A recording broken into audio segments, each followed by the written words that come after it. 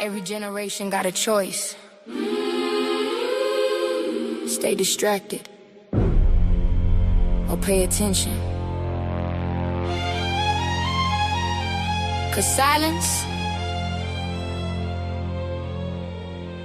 costs too much now. They politic pain while the people feel stuck. Self-fear every day 'cause the silence too plush. Whole system shaky but they cover it up. Truth hit harder when the pressure build up. Can't fool souls, I remember them lies. Never. Can't dim queens that was built to survive. Never. Media spin while the billionaires laugh. But the people waking up and they mad at the mask. Everybody tough with a camera and lights, till accountability step in the sight. Whole lot of threats just to boost up views. Whole lot of bitterness hidden in news. See, weaponized followers, digital smokes, and mobs to attack then disguise it as jokes. That ain't influence, baby, that's fear. Weak arguments scream when the facts ain't clear, and the algorithm love all the chaos. Reward the mess while integrity lost. Now everybody yelling over each other. Nobody building, just dragging another. Truth don't trend when corruption profitable. Rage get boosted 'cause outrage marketable. That's why they flood timelines with confusion. Keep people distracted from the real intrusion. Clock it, read deeper, wake up. If they can shape the narrative, they can shape public belief. And if they keep you exhausted, you won't question what you see. They politic pain while the people feel stuck. Self-fear every day 'cause the silence too plush. Whole system shaky but they cover it up. Truth hit harder when the pressure built up. Pressure can't fool souls that remember them lies. Royalty can't dim queens that was built to survive. Never. Media spin while the billionaires laugh. But the people waking up and they mad at the mask. Yeah, Michelle held grace while they mocked her name. Now they cry foul when the heat done changed. Funny how compassion suddenly matter when the same fire touch they ladder. See, boundaries healthy, that ain't revenge. Can't stay silent and ask us defend. Black women carried whole nations on back, still get disrespected right after the facts. And Elon got checked by the people abroad. Money can't erase where you came from, dog. South Africa said, nah, not today. That's what happened when ego lose touch with pain. Meanwhile, Congress still talking coded. Old hate recycled, carefully quoted. Jim Crow language, dressed up cleaner, still the same poison underneath demeanor. Justin Jones sounding alarms for votes, 'cause race disappeared when nobody spoke. Target young folks, black folks, poor folks too, and call it law when they silence you. Protect the vote, that part, we see it. Facts. They call propaganda primetime news, then gaslight pain to the public confused. Tell the victims calm down and behave while the powerful profit off anger and rage. But I peep game. Every headline, every dog whistle, every rewrite of history. London outside and the tension explosive. World so divided but nobody noticed. National flags while humanity bleeding. Everybody screaming but nobody healing. And media ownership dangerous too, 'cause truth get buried when power choose. If politicians control what you hear, then democracy dying slow through fear. That's why activists targeted first. Independent voices considered a curse, 'cause educated people hard to manipulate and systems built on fear eventually break. See, it's bigger than left or right. It's about truth versus manufactured hype. About teaching kids how propaganda sound and questioning power when it circle around. 'Cause they profit from panic, profit from hate, profit every time communities separate. But unity dangerous when the people informed. That's why they distract us with culture wars. They politic pain while the people feel stuck. Self-fear every day 'cause the silence too plush. Whole system shaky but they cover it up.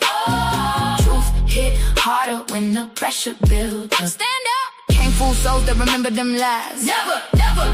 Can't dim queens that was built to survive. Never. Media spin while the billionaires laugh. But the people waking up and they pulling off masks. Protect your peace. Protect your people. Protect your mind. 'Cause once you learn how the game is played, you can never unsee it. Long live truth, long live truth. Long live truth, long live truth. Long live truth, long live truth.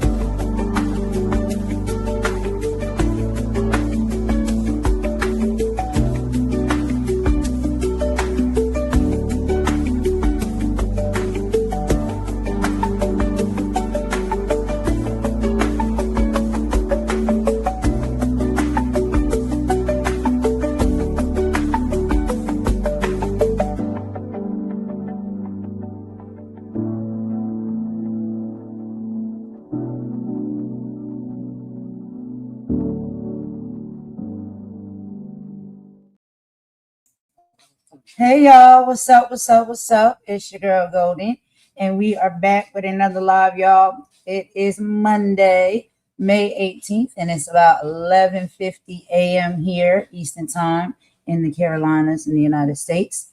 It is a beautiful sunny day outside, y'all. The weather is very, very warm, and because it is the top of the week, y'all know per usual, we got to get into some political coverage. It never ends. So we got a few updates we're going to bring y'all about what is going on. And of course, y'all know I have here with me Imani. So Imani, what's up, girl? How are you doing today? What's the weather like there where you at? I'm doing fine. It's about 10 minutes before 5. It's cloudy, overcast, a little bit windy, but it's okay. It's not raining. How are you Okay. doing? I'm doing pretty good. We had a very, very good weekend. You know, we spent a lot of time here together, girl, doing some videos and stuff. That was really, really great. Some really great coverage we did. And I got a chance to get outside, uh, went to go see Carlos. And of course, JJ, he spent most of the weekend with his dad, but he came back. We went outside and played for a little bit and hang out, watch some movies with Mama Child. So, yeah, we had a pretty good weekend. And now it is Monday. Yep, it sure is. So it's time to get back to the politics. But what are we starting with? Well, before we do the politics, every now and then you got to do a little housekeeping, okay? So before we dive into today's heavy political lineup, we need to handle some necessary housekeeping. So, as as leaders of the platform here, me and Imani believe in absolute transparency, integrity, and standing 10 toes down on truth. We don't do messy and we don't do sensationalism, but we do accountability. Recently, a detailed analysis was brought to our attention regarding a transcript from another content creator who had quite a lot to say about us.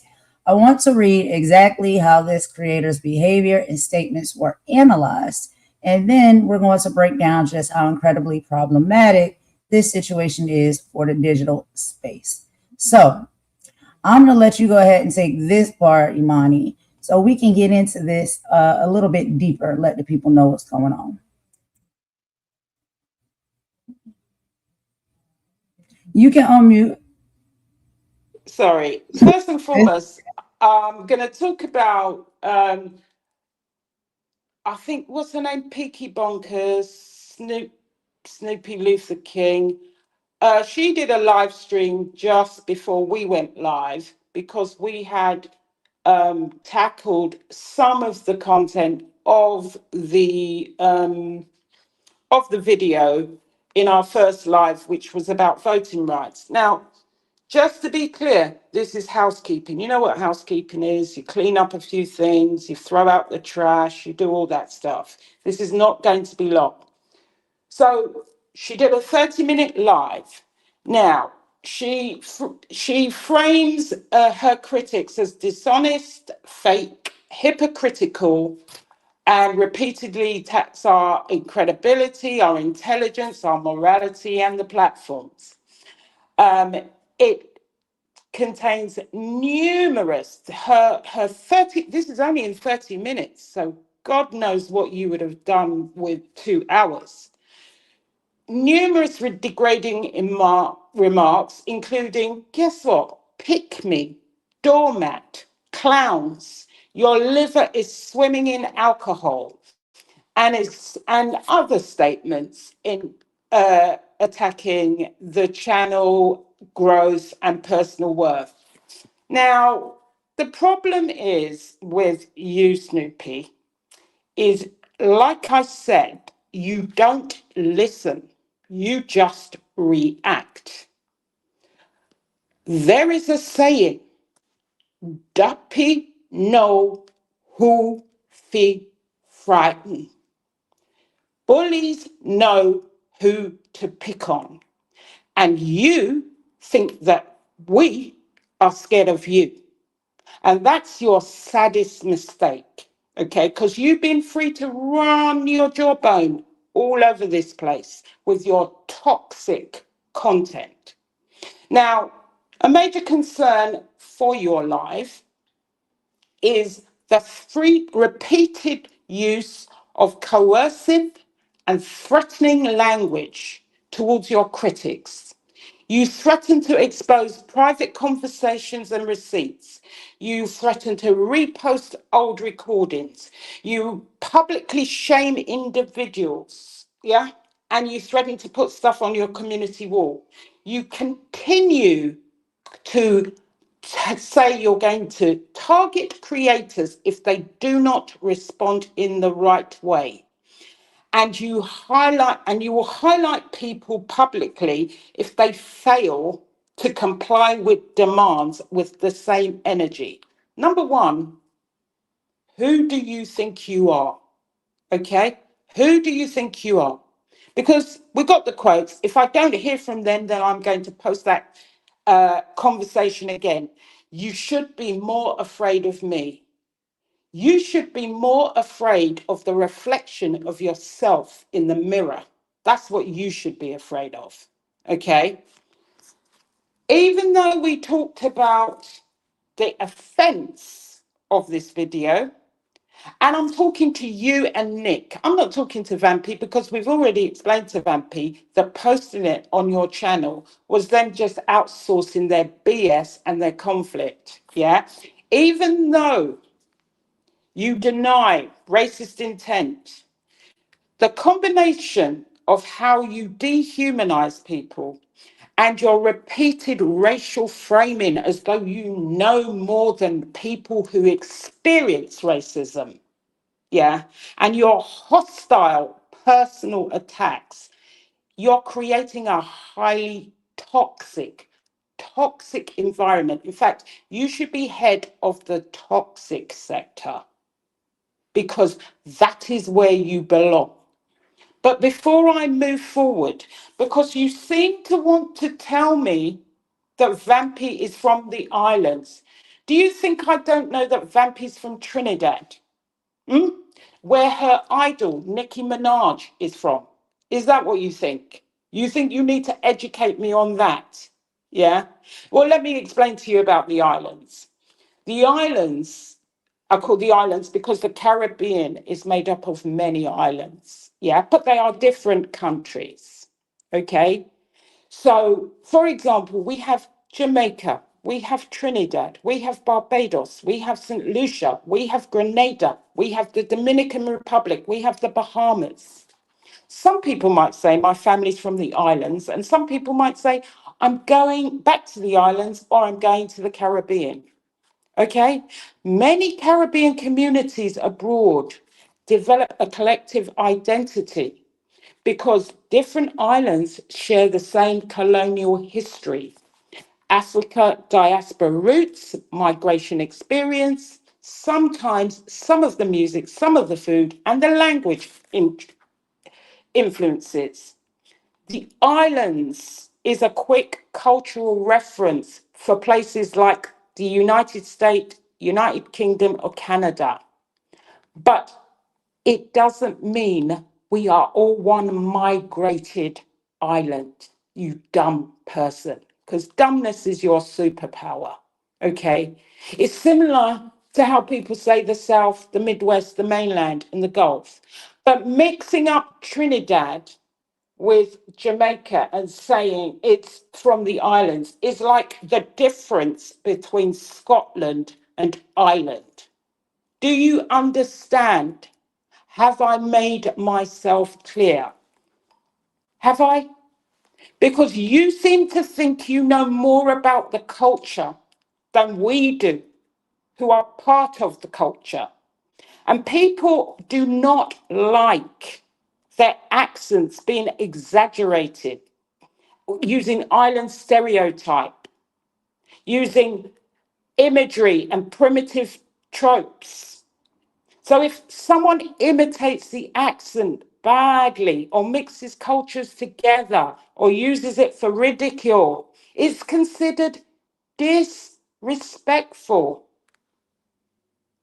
And you may think it was just a joke, But the impact is still cultural erasure, feeling mocked. The accent being exaggerated is paired with stereotypes.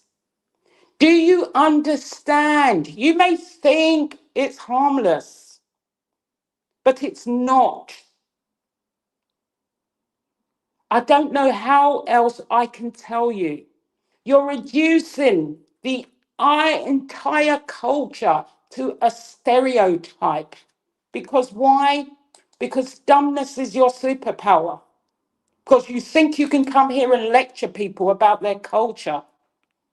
I don't know what's wrong with you. I don't know why you just don't have several seats. But one thing I can tell you is I give kids lessons on Black history. I don't think you would quite make the grade for the 11-year-olds, but you could probably come to either the preschool or the 5 to 11-year-old classes. It might help you when you're stepping in this arena and talking about things you know nothing about. Okay? Perhaps you will just sit down, analyze the video. You and Nick should stand up and analyze the video, like I said, and tell us how Nick came to that artistic display. Please, I don't want to hear nothing more from you.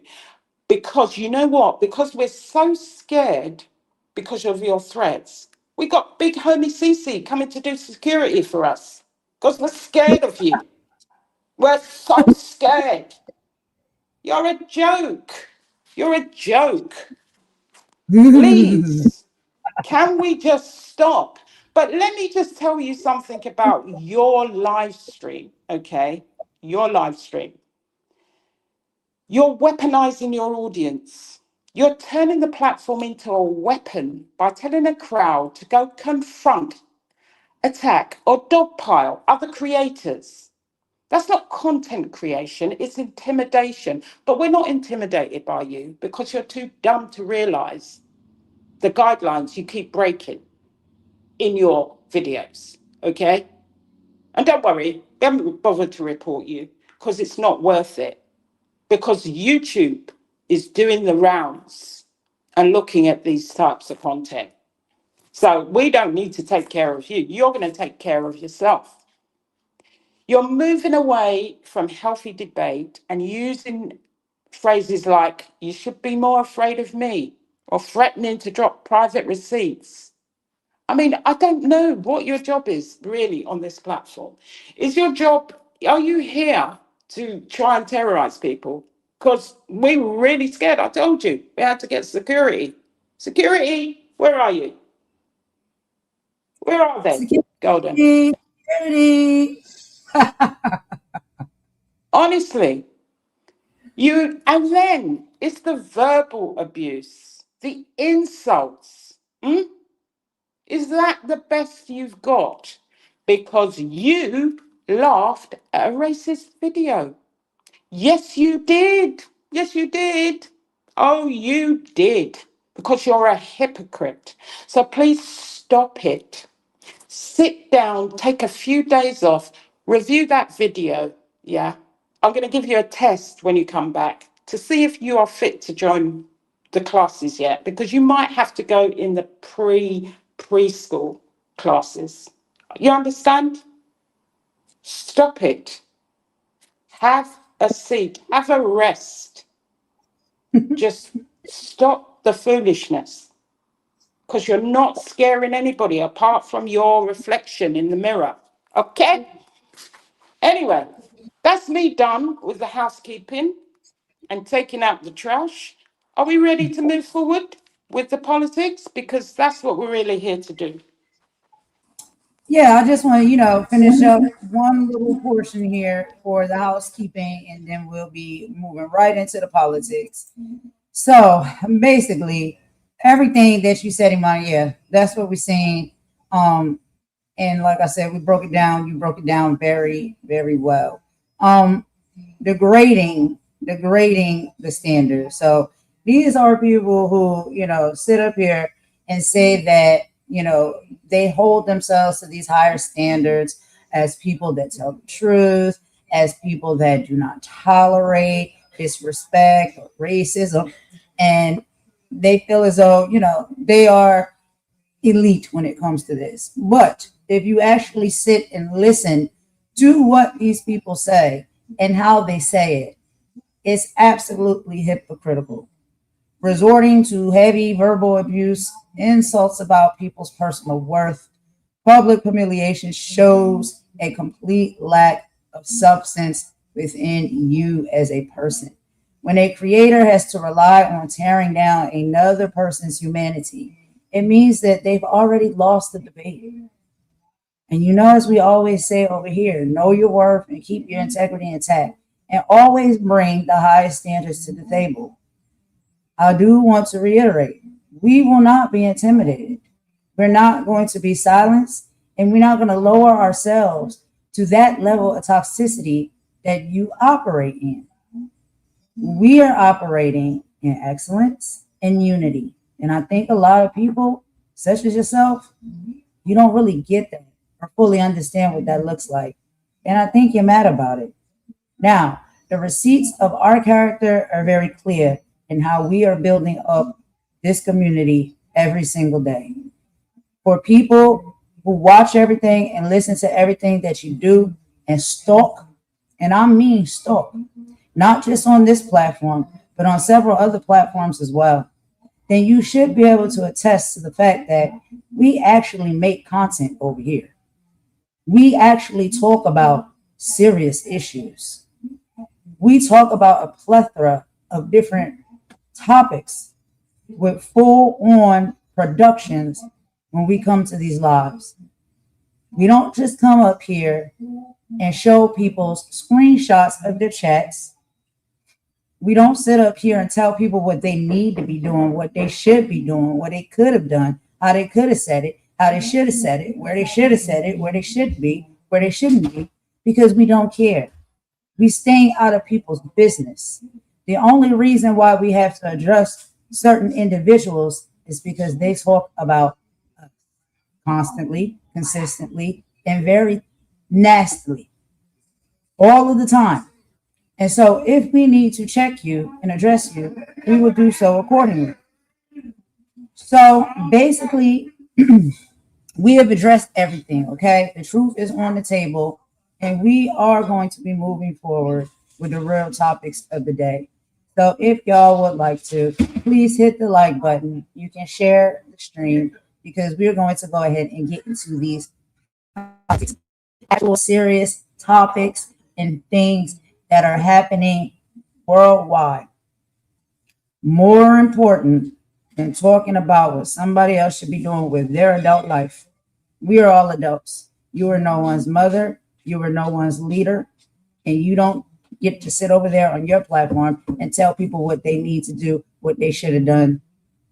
No, ma'am. So anyway, that's all I have to say. You have more. However, if you do offend us with a video like the one we saw, we're going to check you, okay? Because you're always checking everybody else. So we will check you. Right. And as a representative that you appointed yourself to be, that stands up against, racism, injustice, nasty work, all of those things that you say you represent and you fight against, we are calling you out. We have called you out, and we will continue to do so when it comes to your hypocritical behavior.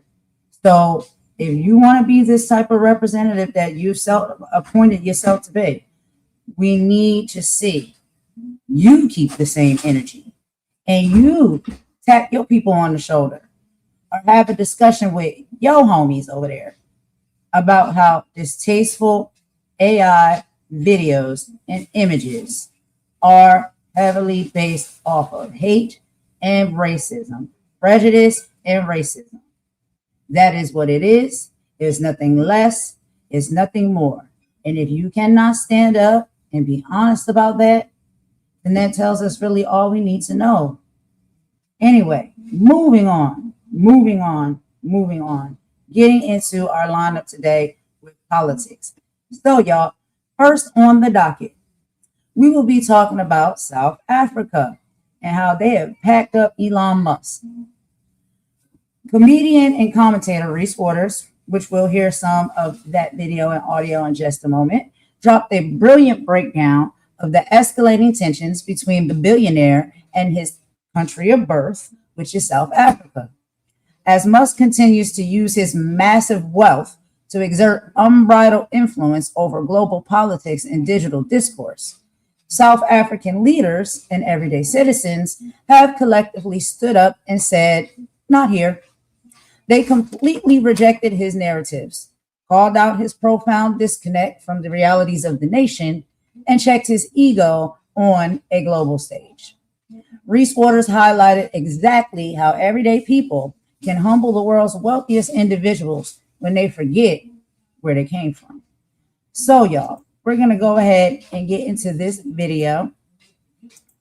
And if you have not checked out Reese Waters and his platform, I suggest that you guys do, because he is amazing. He is a stand-up comedian, but he is also very intelligent, and he really drives home this political stuff with the perfect dose of comedy, intellect, and fact-checking. So let me go ahead and get this up on the screen, y'all, and we're going to hear a little bit about what's going on over there with Elon. And what I like so much about this topic is it couldn't be further from the truth and what we're starting to say and what we know to be true. Sometimes you can't just throw your dollars around. That ain't always going to work. So let's go ahead and get into it, y'all. Give me just a second. We'll be listening to the audio.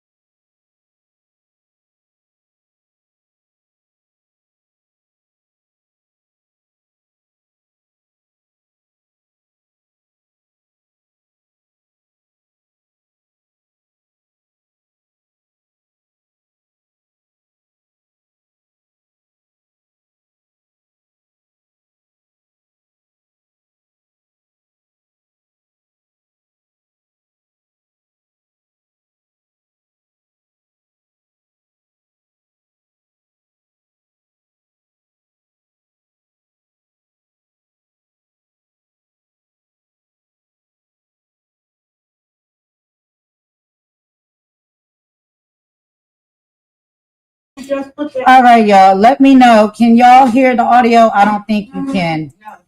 Hold on. Give me just a second.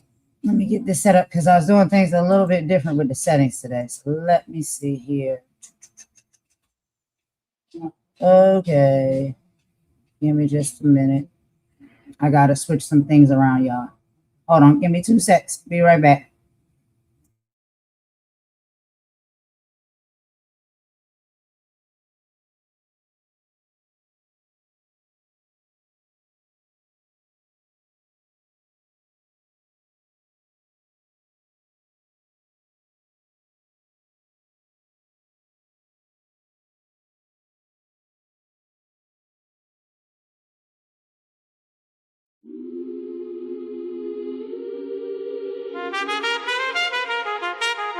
Every generation got a choice. Stay distracted or pay attention. 'Cause silence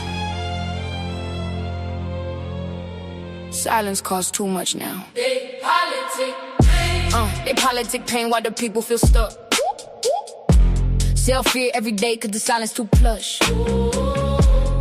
Whole system shaky, but they cover it up.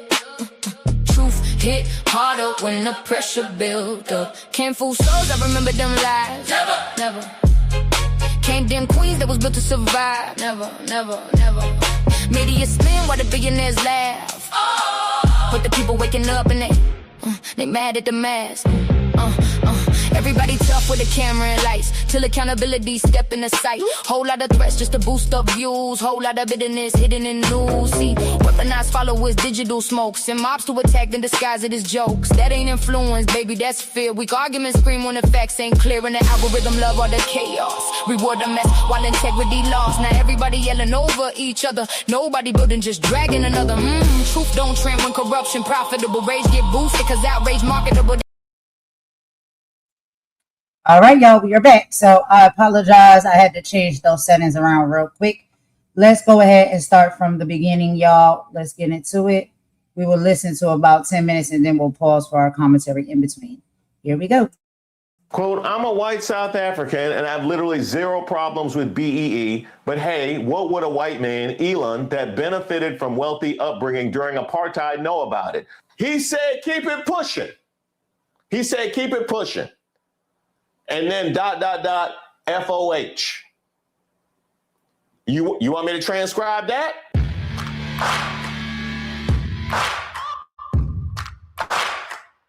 Shout out to all the subscribers and the members here on the channel. Don't forget to like the video.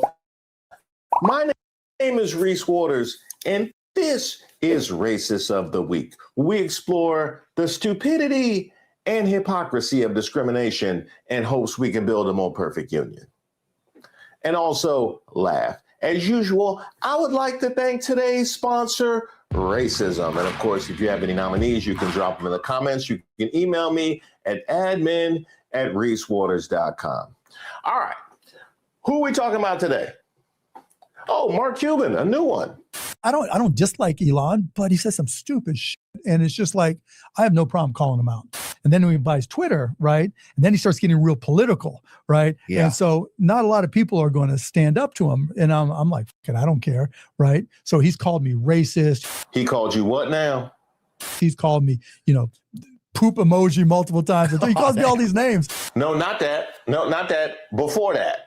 Not a lot of people are going to stand up to him. And I'm like, I don't care, right? So he's called me racist.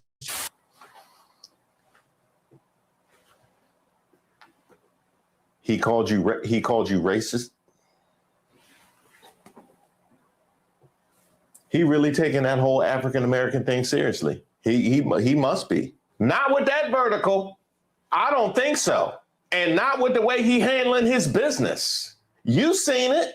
Judge says Doge grant terminations are unlawful and troubling. Elon Musk's Department of Government Efficiency blatantly used race, gender, and other protected characteristics to execute the largest mass termination of federal grants in the history of the National Endowment for the Humanities, a federal judge ruled on Thursday. Quote, there can be no serious dispute that the review process implemented by Doge did not conform to or even resemble NEH's ordinary grant review process, the judge wrote. ABC has previously reported on the depositions at the center of the case where two former Doge staffers described using ChatGPT and DEI keywords to carry out massive cuts. Judge McMahon rebuked their actions, finding that Doge blatantly used protected characteristics as criteria for grant termination, treating Black civil rights history, Jewish testimony about the Holocaust, the oft-forgotten Asian American experience, the shameful treatment of the children of Native tribes, or the mere mention of a woman as a marker of lack of merit or wastefulness is not lawful. That's interesting. If only there had been signs that he would handle his business this way.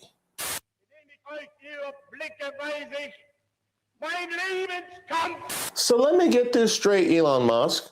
So when groups that have been traditionally left in the cold when these kinds of funds were given out have some effort to try and repair that injury, you seek that out specifically for things to eliminate. Yet at the same time, you're not beyond sucking from the government's teat. Now, are you?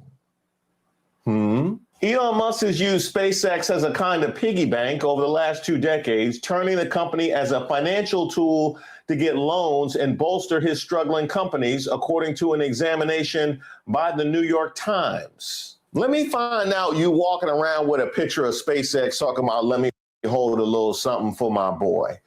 So you can take government contracts and government subsidies, but should it trickle out to anybody that has been on the outside looking in of the American dream, we intentionally demonize it. Let's put that in plain terms. And I believe you were brought in to eliminate fraud. Is that correct? Like this? Social Security Administration now says members of Elon Musk's Doge team working at the agency last year accessed and shared sensitive data. In a court filing earlier this month, the Trump administration amended what it had previously disclosed, writing that one Doge employee at SSA signed an agreement with an unnamed political advocacy group to analyze voter rolls to, quote, find evidence of voter fraud and to overturn election results in certain states. In another instance, a Doge member shared personally identifiable information in an encrypted email attachment, though the government says they aren't sure what specifically was shared or whether it was accessed. And SSA also said Doge shared data on third-party cloud servers that are, quote, outside SSA's security protocols, so the agency doesn't know what information was shared or if it still exists on the server. The latest disclosures seem to confirm some key concerns first raised in a whistleblower complaint last summer filed by the agency's chief data officer. That whistleblower, Chuck Borges, involuntarily resigned from government in August and filed a retaliation complaint late last year. Bombshell confirmed. Whistleblower Chuck Borges was right. Elon Musk's Doge team at Social Security illegally copied 300 million Americans' private data onto unsecured servers, then signed secret agreements with political operatives to use that data to overturn election results. This isn't government efficiency. This is data treason. The Trump administration admitted it all in court. Not only that, they put it all in the Save America Act. Page 15 of the GOP's Save America Act would force all 50 states to submit their voter rolls to the DHS's centralized voter purge program, which they know has had error rates as high as 14% and links to an SSA database that they know was compromised by Doge. And they showed all of their. All right, we're gonna pause it right there, y'all.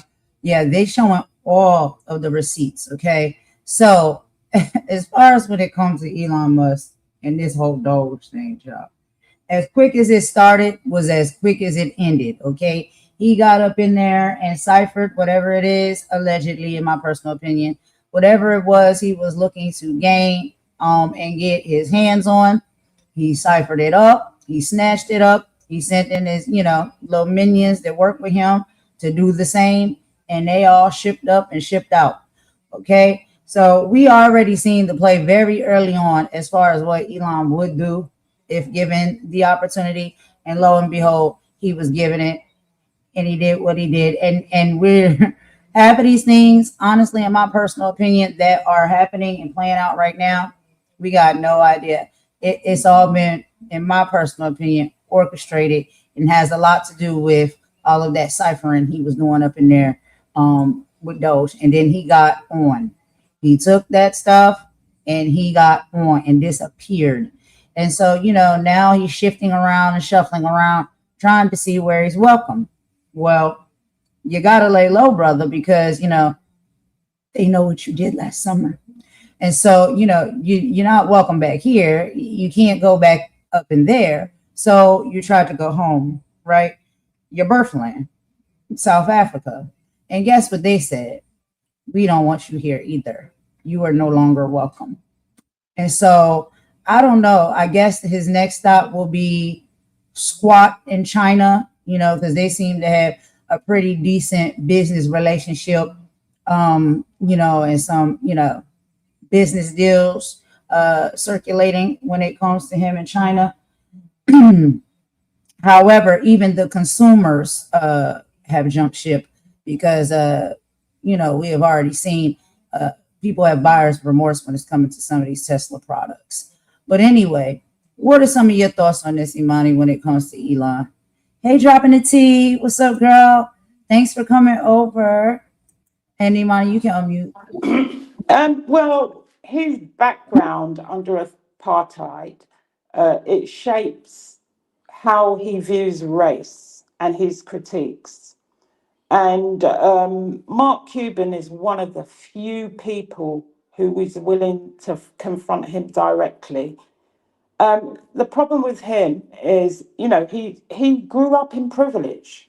And, we can talk about apartheid another day and, the impact on non-white South Africans. But what Doge did, what they did represents the largest mass termination of NEH grants in history. And the judge's ruling says that Doge's actions were discriminatory and unlawful. Let's just hear that. Discriminatory and unlawful. And basically, his political behavior is hypocritical, because when we talked about one of those tropes or dog whistles. He's the biggest welfare queen in this country. That man has had more grants than anybody. That man has funded his company. He is. Space Karen. So I just had to chuckle at that. He's the biggest welfare. It's hypocritical given his own reliance on government support. He's the billionaire welfare queen. I'm telling you, it's disgusting. Right. But that's all I got to say about him, because he annoys me. The titles that they try to give others, when you rest so confident, just like when we found out, child, and the people was falling out, having to go and get oxygen because they realized that they benefit more from DEI than actual Black and brown people. Child, it's the same thing. It's the same thing. Like, you finally realize that all the things that you're trying to dismantle and all the things that you want to weaponize and call other people that you think are beneath you, you are the number one beneficiary of. Oh, God, you cannot make these things up. You really can. Anyway, y'all, the receipts are receding. So let's go and play a few more minutes of the video. We'll come back for some more commentary in just a minute.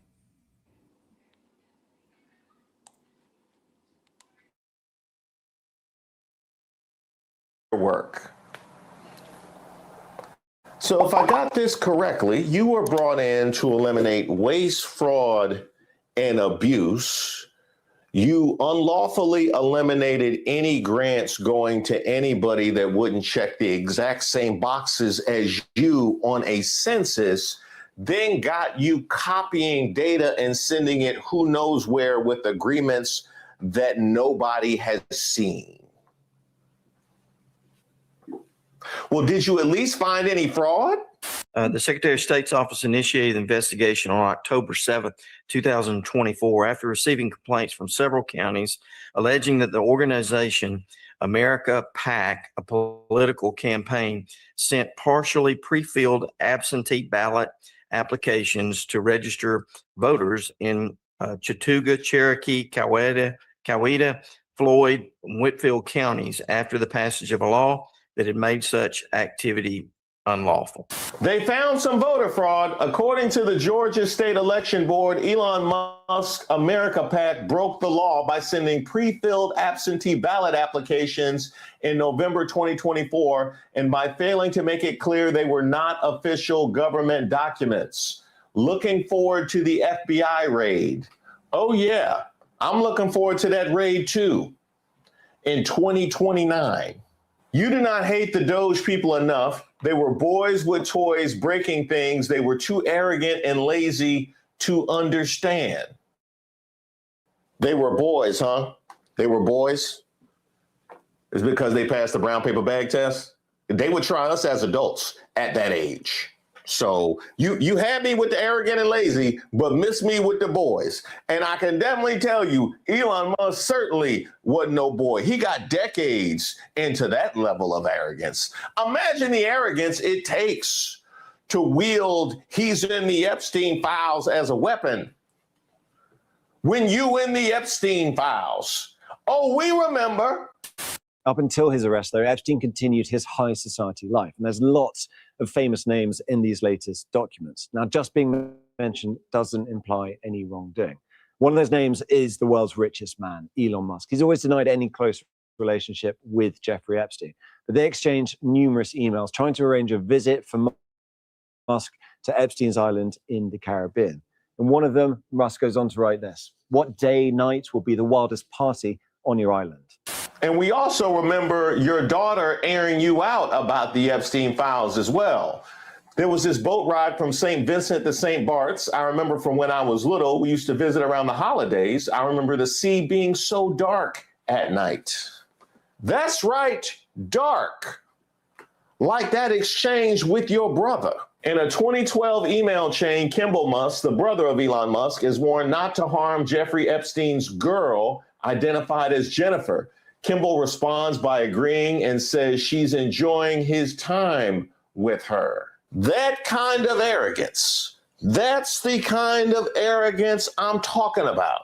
The kind of man, after all that he has said and done, would think he was entitled to a contract in South Africa. South Africa won't allow Starlink to be licensed, even though I was born there, simply because I am not Black. We were offered many times the opportunity to bribe our way to a license by pretending that a Black guy runs Starlink SA, but I refused to do so on principle. Racism should not be rewarded, no matter to which race it is applied. Shame on the racist politicians in South Africa. They should be shown no respect whatsoever in the world and shunned for being unashamedly racist.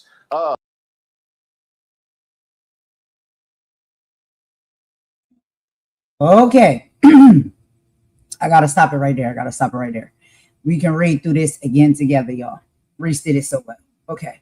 This is, and I wanted to stop right here and make commentary on this because this is exactly the problem that we are having right now. Okay. Worldwide, in many different places and spaces. So this is what is happening. So the boo-hoo crying, right, of exclusion, and not necessarily because of race, when it comes to, let's just say Black people, Black and brown people, countries, islands, so on and so forth, actually having integrity and standing 10 toes down against individuals that are, nasty word, disrespectful, mean no good. For the people, the area, the community, it's all about what they can get, how they can use, and be back on top. What is happening is when you stand up and speak up against it, and almost kind of in a small way, give them a small dose of their own medicine.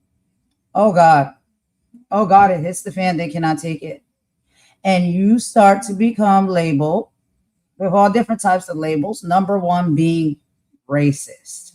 So now we have Elon Musk who is kicking and screaming, right? Having a temper tantrum because South Africa decided that they're going to be integral as far as who they do business with, who they're going to support, who they're going to entertain, based off of the person's character alone. We ain't even got to talk about race here. We're talking about the person's character alone and what we have seen play out within this administration and how this person moves and operates along with his other friends. And it's unacceptable. It is disrespectful. It is racist. And so when we decide that we're going to stand 10 toes down and no longer allow individuals that move and operate like that, even if we put racism on the shelf, you just move and operate like nasty word. And we don't want nothing to do with you. We don't want to do business with you. We don't want to sit at a table with you. We don't want to break bread with you. We don't want nothing to do with you. Soon as you tell them that, guess what? Now you are racist. You see how that works there? It's a deflection. It is a deflection. And they're trying to do some type of reverse psychology. It's not going to work. It's not going to work. It's gaslighting at its finest. And it's a pattern, and I'm seeing it. When these people, individuals that operate, not even just, like I said, if we put racism on the shelf, but when you operate like nasty work and people no longer want to do any business with you, they don't want nothing to do with you. If those people just happen to be black people or black and brown people, now all of a sudden you're mad, you're in your feelings, and you want to label us as racist, which that doesn't even apply by definition. And we talked about this on multiple lives previously. There's no way. And there isn't no level, maybe all of the time, when it comes to prejudice. Now, prejudice means a disdain or a dislike. Can you disdain or dislike somebody because they're nasty word and how they move and they operate, the things that they say, the things that they do? They can't be trusted. They're thieves. They're selfish. They're evil. Yeah, you may not have a liking for someone who operates like that. Does it have to do with their race? No. So why are we even bringing racism into the mix? The only time I'm telling you we really need to talk about that is because of the policies and the economic power and structures that are set up that are actually racist towards black and brown people. What do you think about this, Imani? I'm gonna let you chime in real quick. You can go ahead and unmute. Well, let's just talk about my good friend, Space Karen, Elon Musk. The fact is, his reverse racism claim is such a big contrast to his privileged upbringing. And not only that, his welfare status in the US, with all the grants he's received, which he's allowed him to build his $1 trillion company. That aside, because remember, most of it has been funded by a lot of grants. But South Africa has a policy, and the policy is about trying to repair the wrongs that were done to the indigenous people throughout the years of apartheid. And if you know anything about apartheid, apartheid only ended in South Africa in the 90s. It's not discrimination. And the thing is, and what makes it worse is he's acting as though he's the only person who has to meet these criteria, because he's fighting with South Africa over its 30% black ownership requirement for telecom licenses. But 600 plus US companies comply with that rule. And South Africa just told Musk, just keep it pushing. Because if you don't want to comply, then you're not having the licenses. Now, the thing is, as we will learn, Starlink needs South Africa. More than South Africa needs Starlink. So he has basically got himself in a pickle, because if he doesn't get those licenses, if he doesn't get the access to South Africa, he is not going to be able to operate Starlink, because his need for it is only strategic, because if he didn't need South Africa, he wouldn't be going there. And he needs the undersea cables, he needs the data centers, and he needs the internet exchange points. Because without Southern Africa, and there are other countries in Southern Africa, Starlink hits a wall.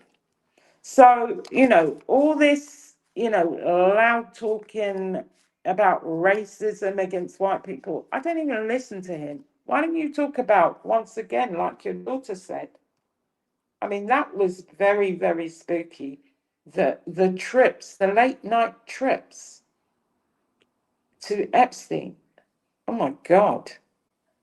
I don't know. The more I hear about these people, the worse it gets. But yeah, that's all I've got to say about him. South Africa does business. South Africa told him, if you don't comply with that, sorry. Right. Bye-bye. And took a few little notes or whatnot. I always be taking my notes and stuff when it comes to this. So, exactly what we're talking about here is business. And people just want to do better business these days. Okay. So the clash between Elon Musk and South African government isn't just as simple as a business disagreement. It is a high stakes standoff between a multinational tech giant centralized global operating model and a sovereign country's post-apartheid legal framework designed for economic justice. So currently, Starlink, was operated by SpaceX and Elon Musk, is not officially licensed to operate in South Africa. Despite being live or approved in several neighboring African nations like Zimbabwe, Zambia, and Mozambique, okay, we have to understand the apartheid and the BBBEE, okay? So, like Imani was saying, the legacy of the apartheid. From 1948 to 1994, South Africa operated under apartheid, a brutal system of institutionalized racial segregation and white minority rule. Under this system, the Black majority was systemically stripped of land, rights, and the ability to participate equally in the economy. Major industries, wealth, and infrastructure were concentrated entirely in the hands of white minority. Then comes the birth of the BBBEE. When democracy was established in 1994, the incoming government faced the monumental task of repairing this massive economic imbalance. They introduced the broad-based Black economic empowerment. The goal was to integrate historically oppressed groups into the mainstream economy. Now let's get into the telecom regulations. Under South Africa's Electronic Communications Act, the ECA, any company wanting an individual license to operate major telecommunications infrastructure must be at least 30% owned by historically disadvantaged groups, HDGs. This category includes Black, colored, because in South Africa, colored is not what, we see it as here in the United States. So it's not that type of terminology, but Black, colored, and Indian South Africans, as well as women and people with disabilities.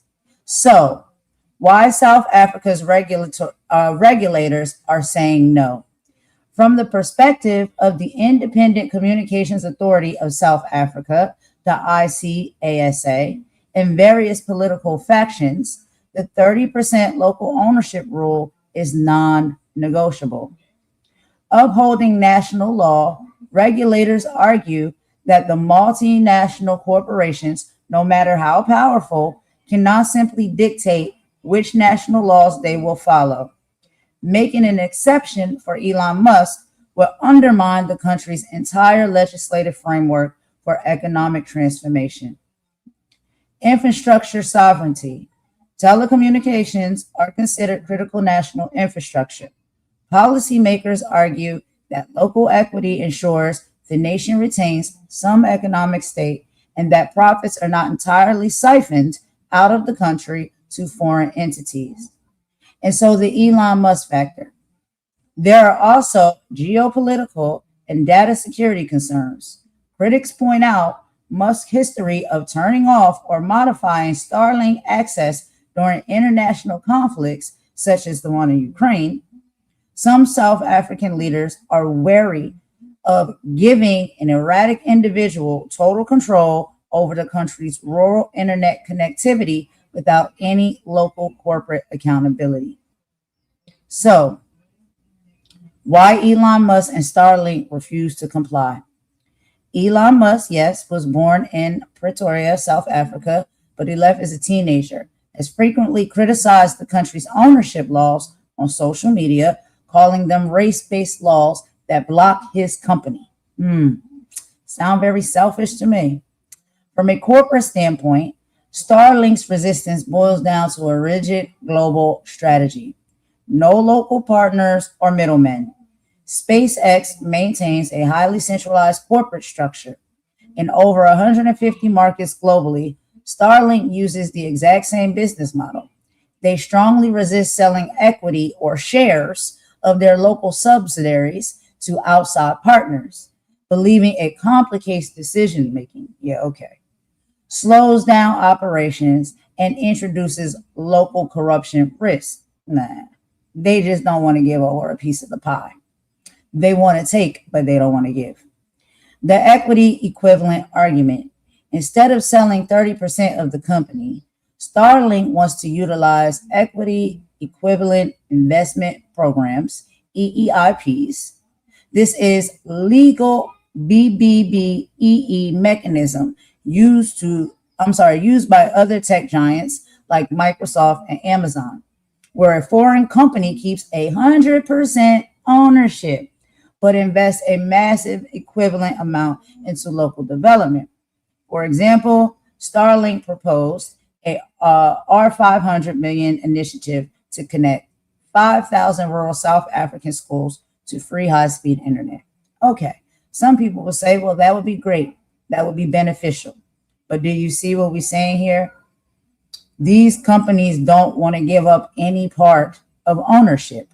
And then a lot of times when you do partnership, you got to give up a slice.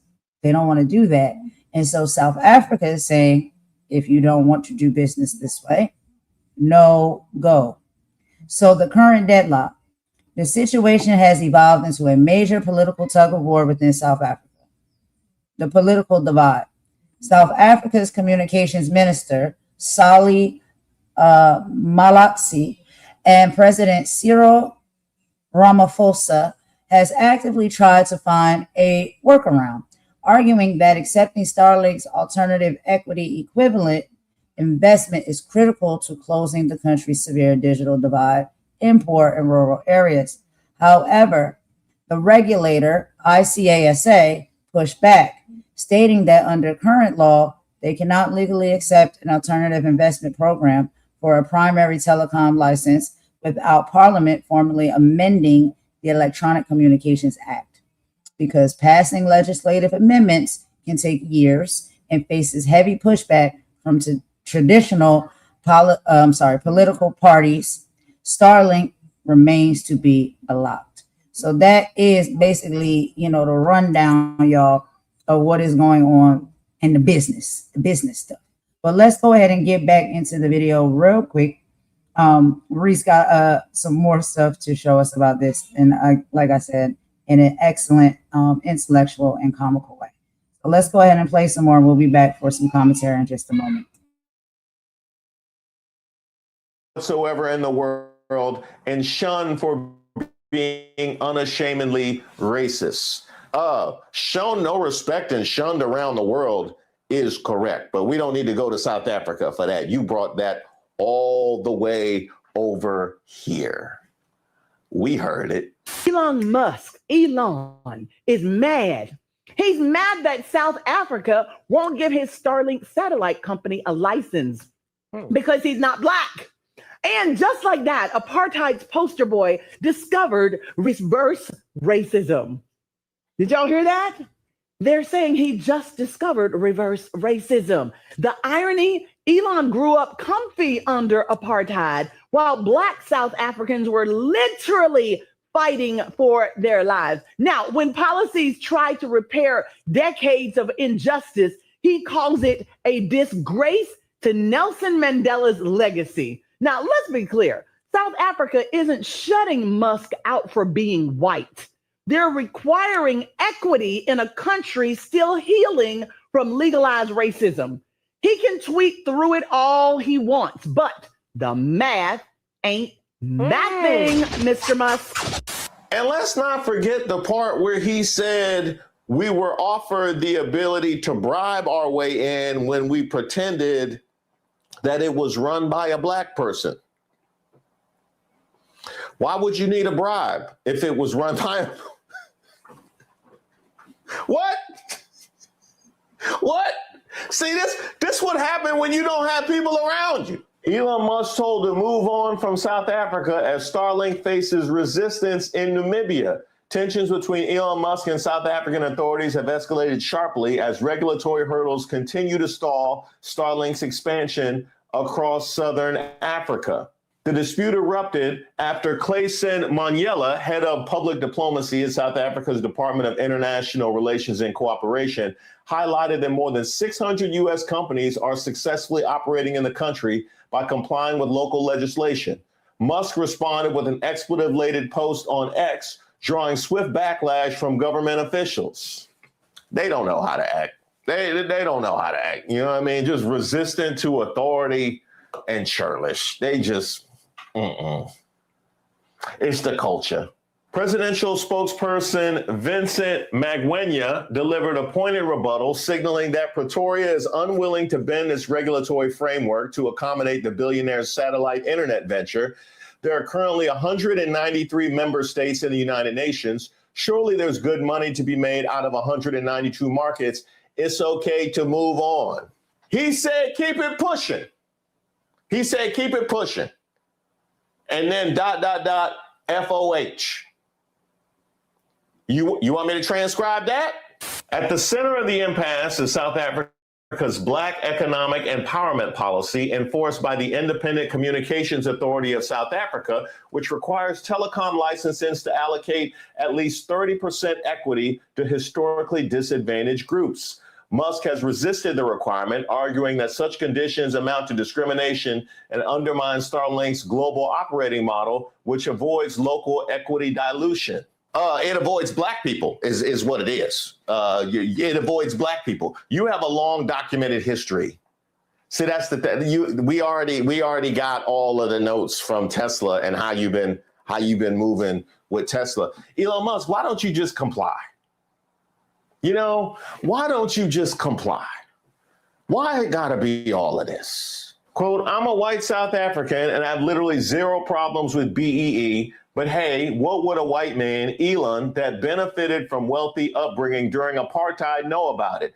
Calling BEE anti-white is anti-intellectual. You're just unhappy that you can't get your Starlink empire to expand to a country you happily left. Good riddance, too. It be your own people. It be your own people. In other words, you've never received a no in your life. This was the first time? I mean, really? You know what I mean? I don't understand how some people came up.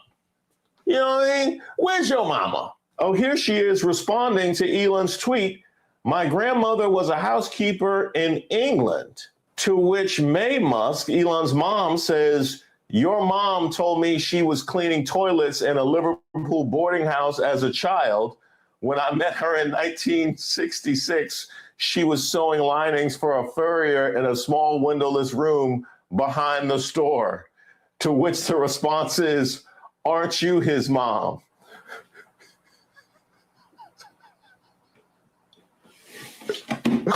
Oh my God. But then again, but you know, if we amplify the misrepresentation on X, he would resist it. But, you know, how much did he pump that tweet up? Highlighting that he forgot to, did he signal boost that one? Did he? Huh? Boo this man. Now, you might be asking yourself, What is the there? What is the reason for this monumental crash out? Well, I'm glad you asked. So you want to know why Starlink is trying so hard to get into South Africa? I've got some answers for you. Maybe a little bit technical, but let's go.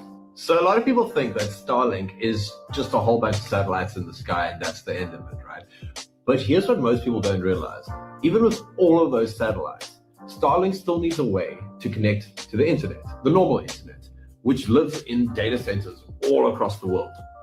When you use Starlink, your dish has to connect to a satellite, but that satellite still needs to get your data to a server, whether that's YouTube, WhatsApp, banking. And to do that, it beams your data down to a ground station, a physical connection point on Earth, which then sends your data across the global internet using undersea cables. You see, this is where South Africa becomes a big deal. We're not just some point in Africa. We're one of the most connected countries on the continent.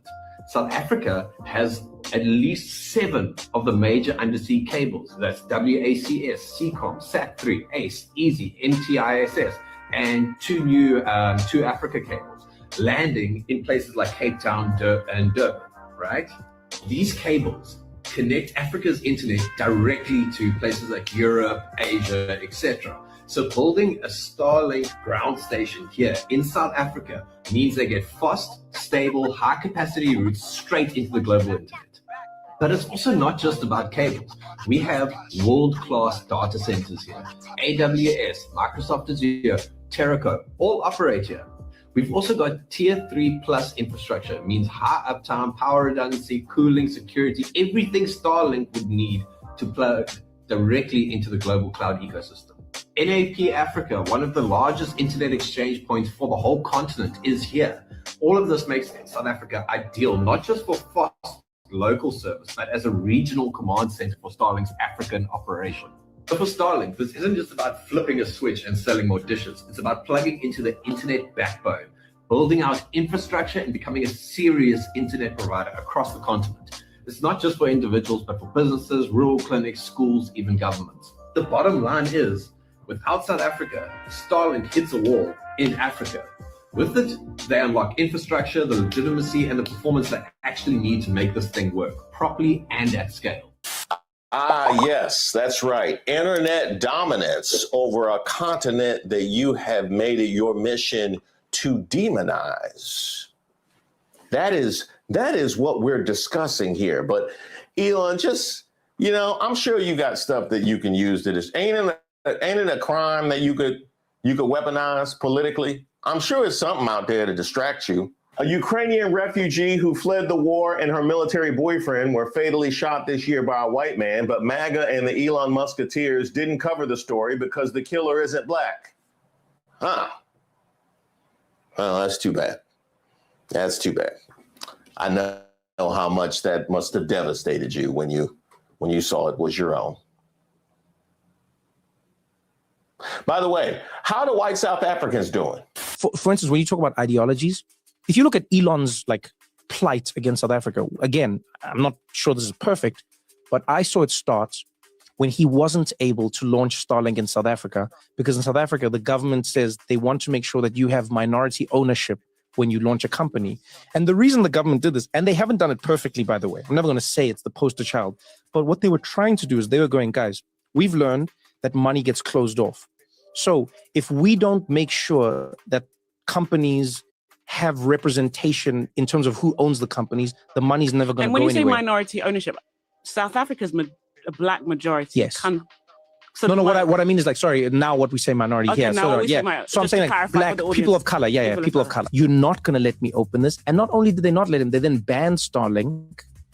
And then now Starlink, you can't use it inside, even though it's a satellite thing, they don't enable it in South Africa. And I think Elon now again he was like, I'm going to find a way to break this system. And one thing I've heard about Elon from everyone who's worked in and around his orbit is he is supremely talented at finding the right lever to pull, and he will pull it. Wait a minute. You mean to tell me that the whole white genocide was to put heat on South Africa because he's mad he can't get his Starlink in? Is that what you're telling me? Is that what you're telling me? He's talented to find the right lever to pull, and the lever was accusing the country of white genocide? Where they do that at? See, that's why I had to give some pushback to Ashley St. Clair. I'm really feeling all the tea, but I had to give you some pushback because this is the kind of tact we talk about right here. This is the kind of mindset that we talking about. You're gonna go to a whole genocide, and what does it say for the people that were willing to go along with it? Huh? Effectively, the entire Trump administration. You had Trump up there in the Oval Office with the president of South Africa scrolling reels. You had an entire administration doing Mickey Mouse activity going along. All right, y'all. So we're going to pause right there and take a quick commentary break. Imani, I'm going to let you lead on this one, girl. What do you think about this? What do you feel about this? We kind of talk about this type of stuff all the time. We see it for what it is. So go ahead and tell me. We got to talk about it. Like I said, he needs South Africa more than they need him. And if he didn't need South Africa, he wouldn't be trying to wriggle around all the requirements that he needs. He needs it he needs their infrastructure for access to Africa. He needs their data centers. He needs their undersea cables. He needs their internet exchange point. And imagine how many places that goes into. The problem is that once again, he is seriously a Karen. So he turns around and says that South Africa, the sheer gall of saying that South Africa is committing white genocide.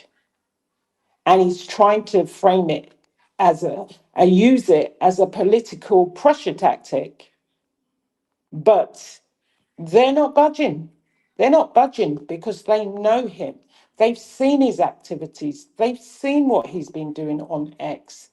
They've seen how he plays fast and loose with the truth.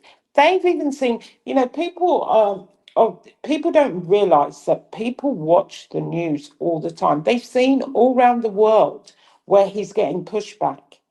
But he thinks by trying to say that because he's white, imagine this. He grew up in apartheid. He benefited from apartheid. And he now wants to say that after having built, being able to come to the States with also allegedly some questionable visa stuff, he now wants to say that he's being discriminated against. You could make this shit up. You could not make this up if you tried. But No, you he is, can't. like I said, he's getting pushback. And it's good that he's getting pushback because he thinks his money can buy everything and everybody. So the only thing he's got is the White House. And Trump. The rooter and the tutor. But Yeah, anyway, same difference. Child, this is what we're talking about, right? And so one of the things we were saying, and we witnessed, right? We've witnessed this probably even since we were children, right? You know what I mean? It's just some people are more accustomed to being told no and knowing that they can't do it, they can't have it, they can't go, whatever it is. Some individuals are not. But one of the things that I think is, beautiful that we're starting to see flourish and bloom is the fact that places like Africa and South Africa, and even if we just, I want to talk about here, right, in the United States, even if you want to bring up some things, Imani, also about the United Kingdom. Sorry, there was one other thing that I really overlooked when I was doing my first talk. I wanted to go back to this Doge stuff. Mhm. When he was in the government and he was trying to eliminate what he called was waste, do Mm. people realize that he was terminating grants using race and gender as negative criteria?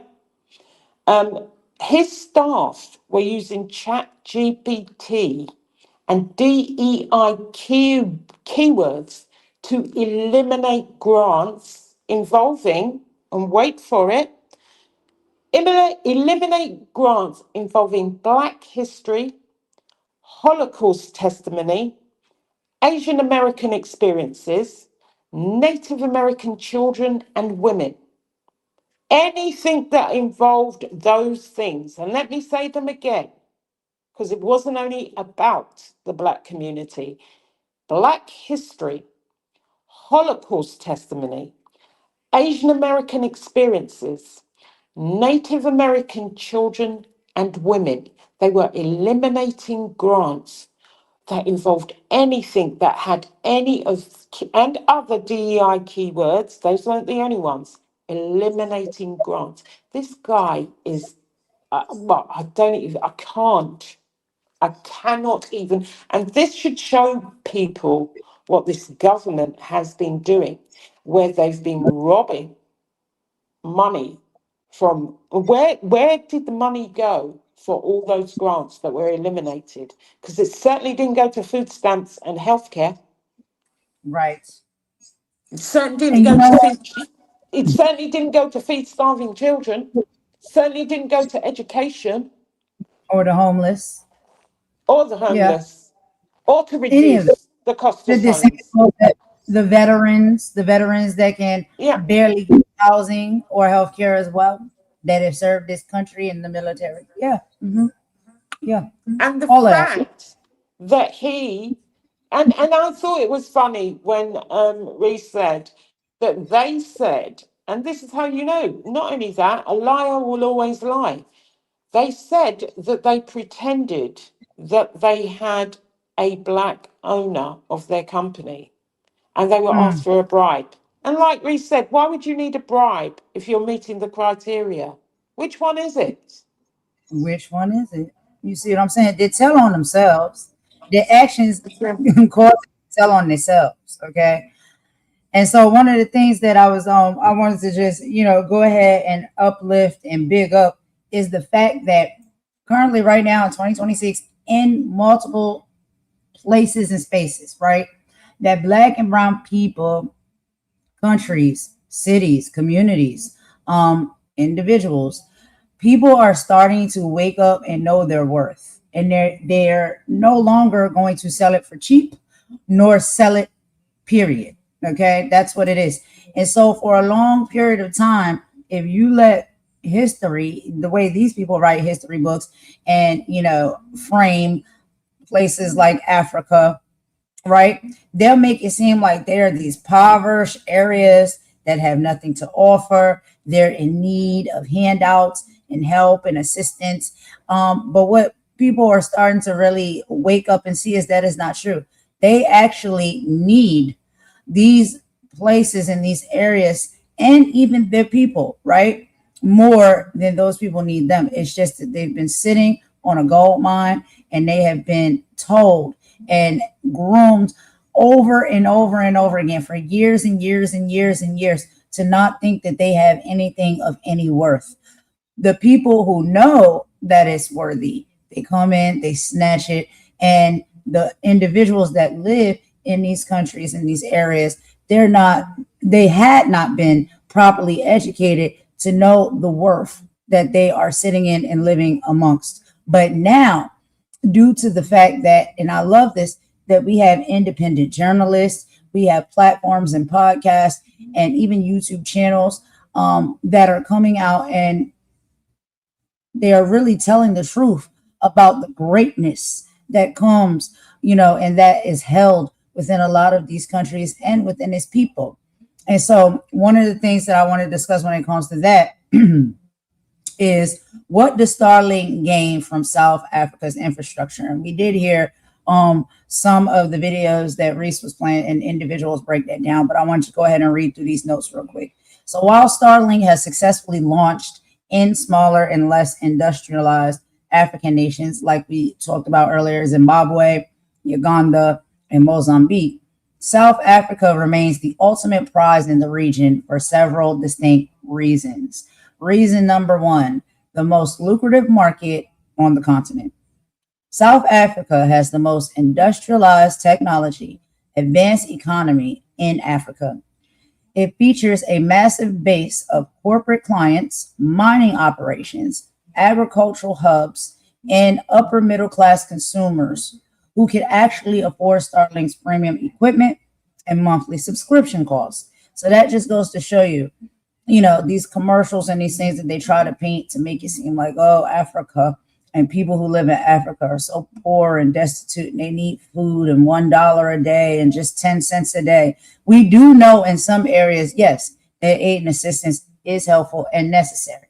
But the overall imagery that sometimes they try to paint to you and that they have over the years is, what people believe to be these third world countries or these countries that are destitute, they're broken down, they're torn down, the people there are poor, they're struggling, they need help. That's not true. That's not true. And so when we're talking about upper middle class consumers, we're talking about, these are customers that you want to have that have the money and the resources to be able to buy what you're selling. But also we have to talk about the actual continent, right? The land. What is beneficial to Elon, right? As to why he is trying so hard to get his hands. So ground stations and teleports. Satellites do not just talk to each other. They must beam data down to gateways or ground stations connected to high-speed terrestrial fibers. South Africa possesses the most robust undersea cable landings and fiber network infrastructure in Africa. Access to this infrastructure would allow Starlink to route traffic efficiently and across the entire southern continent. A vital regional hub operating legally in South Africa would allow SpaceX to establish a corporate and logistical headquarters for its sub-Saharan operations, easing distribution parts replacement and localized technical support. Now here's the personal angle, and this is very important to people. Now Elon Musk was born in Pretoria, South Africa, being locked out of his own home country while neighboring nations approve the service is highly public PR embarrassment for a billionaire accustomed to getting his way. But guess what? We don't care about that, because despite the fact that you were born there, these are technically your people. You didn't care about them. You didn't pour anything back into South Africa. All you are looking to see is what you can take. And so, this context behind racism and genocide, we talked about, the overall fact that when people get upset and they get mad, they try to weaponize titles and labels on you, right? So Musk's public anger towards South Africa has frequently extended beyond business regulations on X, which is formerly known as Twitter. He has repeatedly claimed that white South Africans are facing an active, racially motivated genocide, a narrative that heavily influences his own AI chatbot, Grok, however you say that, and has been echoed by elements of the U.S. political right. Oh, of course. This rhetoric centers primarily around two highly sensitive topics. Number one, the Kill the Boer song.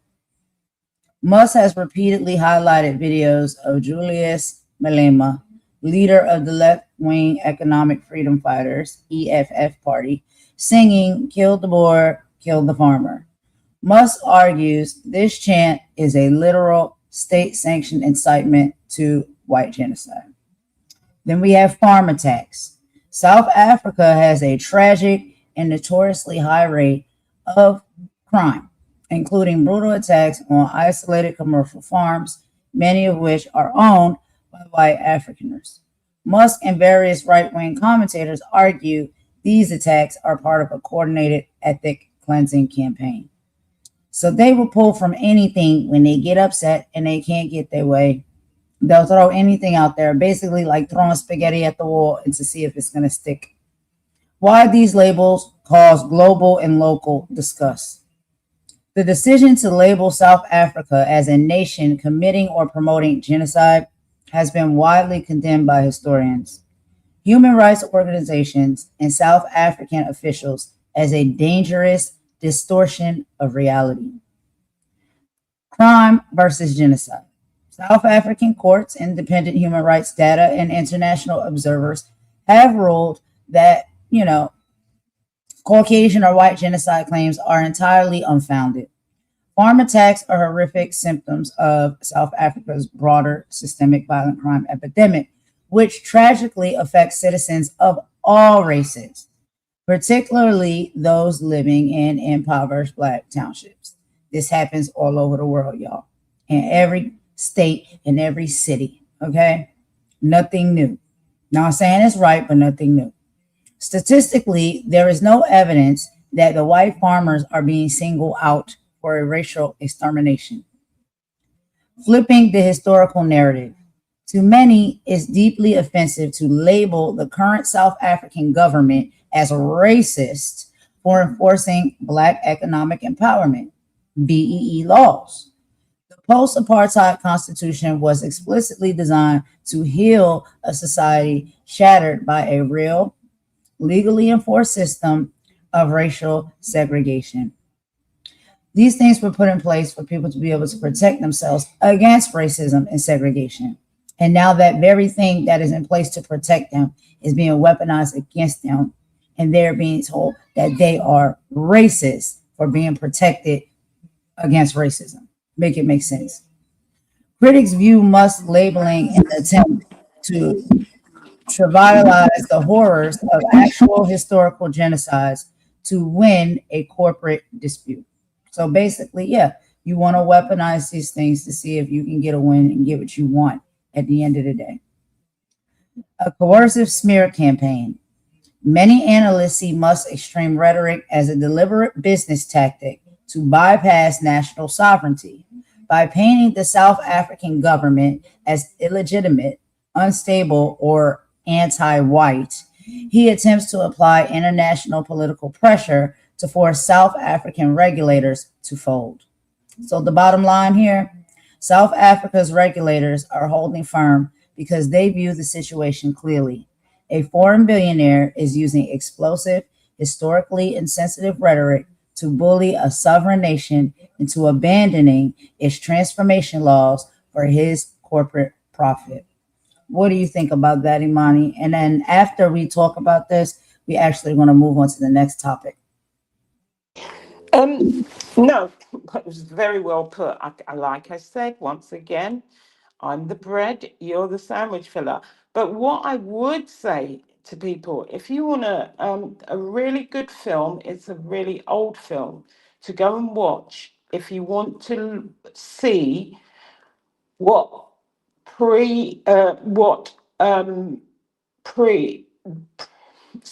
South Africa was like during apartheid times. The film is based kind of on the life of a UK journalist called Donald Woods, who was born in South Africa. And he made friends with a guy, because you normally hear about Nelson Mandela a lot, but hardly anyone ever mentions Steve Biko. Watch the film Cry Freedom. It's a sad film, but it will give you an insight to what it was like living during apartheid for Black people and for colored people living during the times in apartheid. And during that film, because it's quite upsetting, you'll see the Soweto uprising. It was the kids. It's an uprising of the children. I'm not going to say too much about it, but do try and find that film. It's called Cry Freedom. It is a really good film and will give you an insight in 90 minutes, 2 hours of what apartheid was like. I mean, there are some film sites on YouTube. I'm not sure if that's on one of the free film sites, but I would advise people to go and watch that movie to get an inkling of what apartheid meant. Yeah, it's called Cry Freedom. A really good movie. But, you know, like I said, you put it succinctly. He is trying to bully his way. I don't know if people realised that when Trump got into power and he and Elon buddied up, because Elon was talking about this white genocide. Remember, the MAGA chant was immigrants, immigrants, immigrants. Trump actually loosened the requirements for, wait for it, he said no black South Africans, but white South Africans to emigrate to the USA. But the funny thing is, and I think Reese has a video on it, they came here, a few of them came here, and they decided life was better back in South Africa. So there's a video Okay. about them saying that they don't want to stay here anymore, they want to go back home. But he actually lessened the requirements, and it was specific in his order that it was for white South Africans only to migrate to the States. Okay, this is the government we got. This is the government we got now. It's just a little tidbit, but let's go on with the video, as I said, because this man irritates me. Well, we gotta move along because we're kind of running a little bit behind in time. But we're gonna circle back to that. So I did put that back so we can hear the rest of it in a moment. But I did want to get into this next topic right here, which is going to be MAGA GOP representative agrees with a racist attack on Hakeem Jeffries. So next, we have to address the blatant racism taking place right in the halls of the government. A MAGA Republican representative overtly validated and agreed with a deeply racist attack aimed directly at House Minority Leader Hakeem Jeffries, using the highly offensive Jim Crow era phrase, cotton picking hands. This unmasked the completely unchecked white supremacist undertones that still live within certain political factions. But you know, Hakeem Jeffries didn't sit back. The clapback from Jeffries and his allies was swift, sharp, and devastating, proving that you can check ignorance on a political stage without losing 1 ounce of your power. So I did want to go ahead and play some of that video, y'all, as we move right along. And we will circle back to the rest of the Reese Waters video with Elon Musk, because you cannot make this stuff up.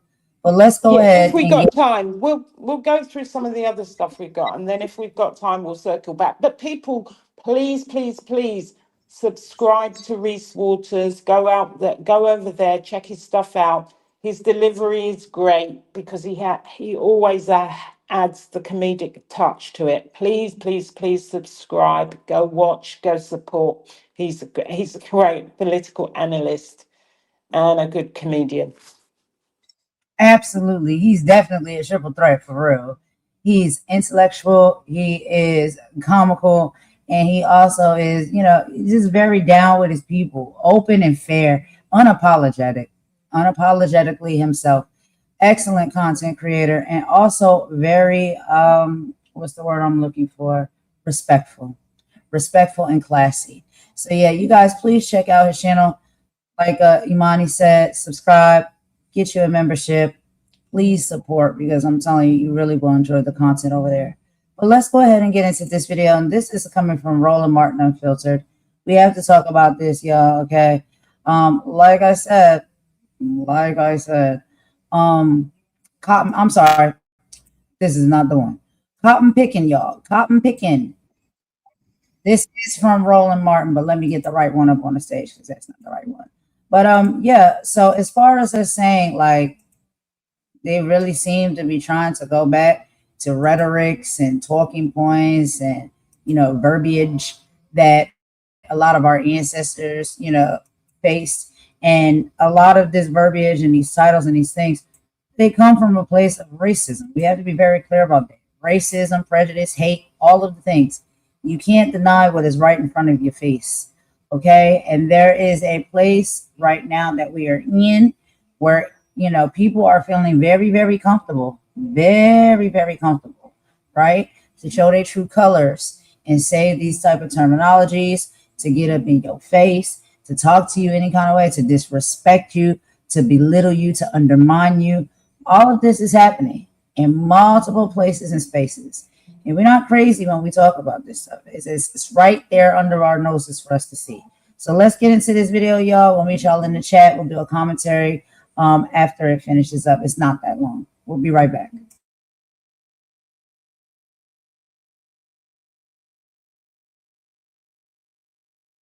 Check this out. Republican Congresswoman Jen Kiggins of Virginia catching a lot of hell for agreeing with the radio show host that House Democratic leader Hakeem Jeffries should stay out of Virginia politics, but listen to how they phrase this. If Hakeem Jeffries wants to be involved in Virginia politics, then I suggest he does what a bunch of New Yorkers are doing. Leave New York, move down here to Virginia, run for office down here. You can represent us. If not, get your cotton picking hands off of Virginia. That's right. Ditto. Yes to that.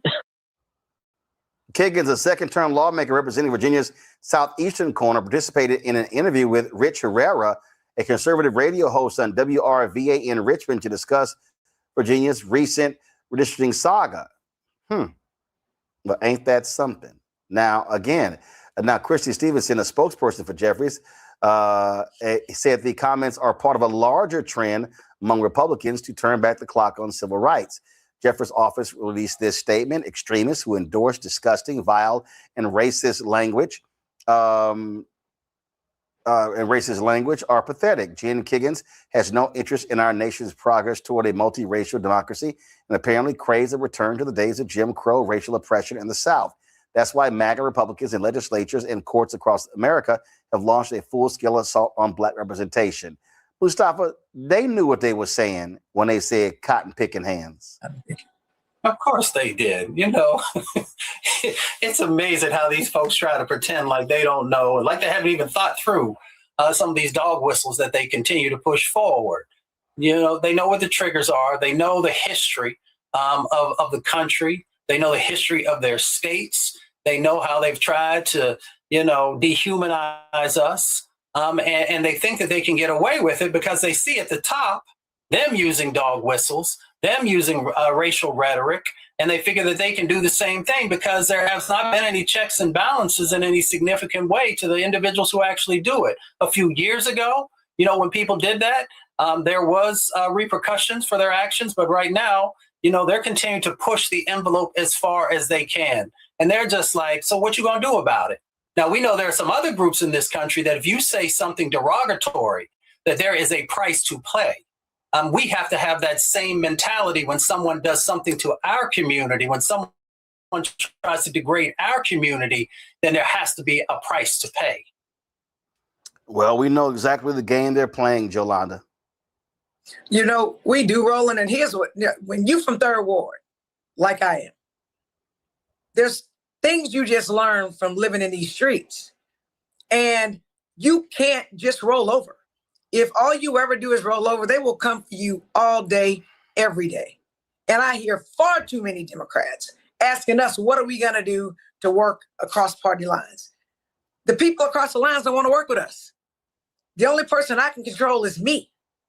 And so if you want to play a game, right, and live in the world you think it should be, and do as an elected official the fair way, we're going to lose all the time. That's one thing I think President Obama didn't appreciate his first term. He literally didn't appreciate that these people don't respect you.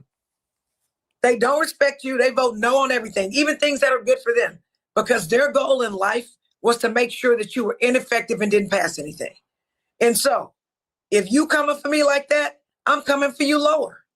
And before anybody says I'm advocating for violence, let me go on and say I'm talking about figuratively So if you bust me in my face, I'm not just going to bust you back in your face, figuratively. I'm going worse than that, and whatever that is. Because here's what I learned being from Third Ward. If a bully can easily beat you, they will do it all the time. If you give them a fight, they're going to find somebody else to bully. And it's at this point, I think every Black elected official in whatever position they are in needs to bow up and fight the Republicans like we've never fought them before. So even if they win, there's a price to pay. So the next election, Black folks come out and we vote them out of office. Because unless and until there's punishment, there's consequences for what they do, they're going to keep doing it to us. And all this playing nice with my Republican colleagues, they literally in Texas will smile on your face, go out to eat with you, and literally vote legislation down that will help us, or enact legislation that will destroy us. This is literally a time in life. There's a fork in the road, people. There's a fork in the road where Black people are going to go back because they figure if they destroy us, everyone else will be destroyed because we are the leaders of the civil rights movement. We always have been. Even back when women were marching for voting rights, even though Black women weren't getting voting rights, they voted to support white women. We always do that. At some point, I think Black people, we need to worry about our damn selves, is what we need to do, and make people respect us, because if you allow yourself to be a rug, people will step on you. So it's time to fight. If we can't be angry, if we can't fight, if we can't disrupt meetings like the meeting that I just saw disrupted, then when can we do it? These decisions are literally leading to our death and to the death of our people. And there is no way on God's green earth I would have stepped aside because of that. I'd have been just as much of a fool as they are, probably more. I would try to make sure that they weren't able to conduct any business. Yep. But the only way for us to do that is to break the quorum so that they can't actually conduct any business. It has to be constant hell in their faces. They've been trying to erase Black political power since Reconstruction. Now the Supreme Court is helping them.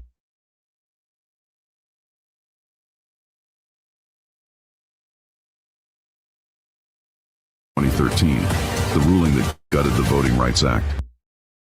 Majority Black congressional district, Louisiana, South Carolina, Alabama. The same strategy is spreading across the South. The old Jim Crow used poll taxes and literacy tests.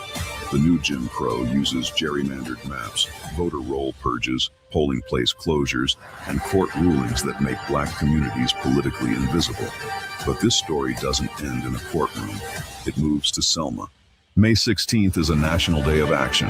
Faith leaders will gather at the Edmund Pettus Bridge at 9 a.m. A mass rally follows at the Alabama State Capitol from 1 to 5 p.m. 1965 was Freedom Summer.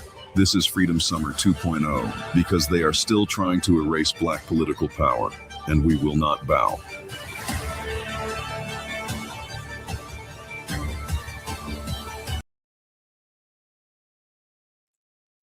All right, y'all. So I just wanted to keep that advertisement in there because that is an actual event that is coming up. If anyone is interested in going, if it is in your area, you know, here based in the United States.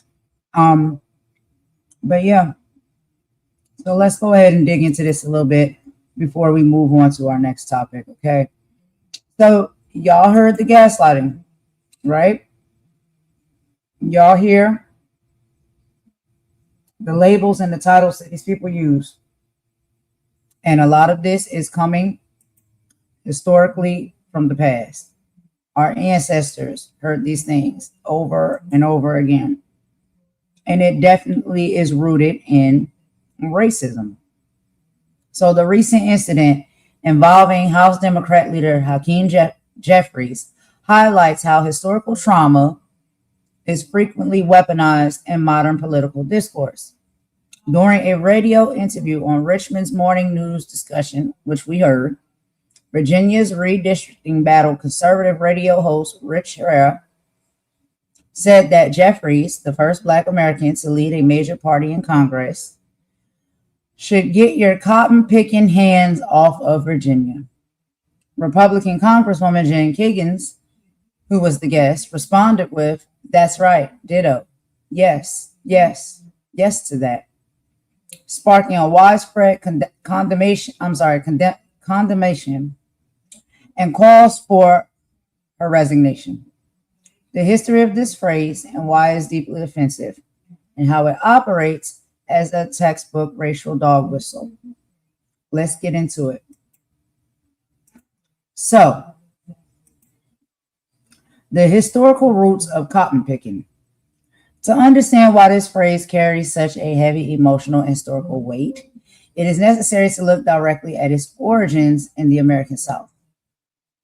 Number one, enslaved labor. For over 2 centuries, chattel slavery in the United States relied on the forced, brutal, and unpaid labor of millions of Black people. The cornerstone of the Southern economy was cotton cultivation. Enslaved men, women, and children were forced into fields under the threat of extreme violence, torture, and unaliving to pick cotton by hand. The economic subjugation. Following the Civil War and the abolition of slavery, the system of sharecropping and Jim Crow laws effectively trapped millions of emancipated Black Americans in a cycle of poverty and forced agricultural labor.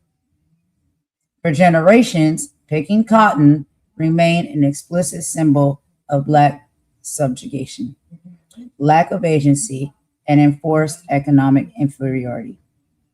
Evolution into vernacular. Over the 20th century, the phrase cotton picking entered parts of American lexicon as a generic rural modifier meaning confounded, damned, or troublesome. Wait a cotton picking moment, for example. Because it became normalized in pop culture and cartoons, some individuals claim they used it without racial intent. However, linguistics and history show that the phrase never fully lost its deeply racialized origin. Why the phrase is deeply disrespectful and dehumanizing. When the term cotton picking is directed specifically at a Black person, it completely strips away any defense of it being a harmless colloquialism. Weaponized reversion. Directing the phrase at a Black leader is an attempt to reduce that individual to the status of an enslaved laborer. It functions as a verbal mechanism to tell a Black person that regardless of their education, title, or authority, their rightful place in American hierarchy is working in a field. An attack on authority. Hakeem Jeffries holds one of the highest constitutional leadership positions in the United States. Utilizing a slavery-era reference to attack his political influence is a direct challenge to the legitimacy of Black political power.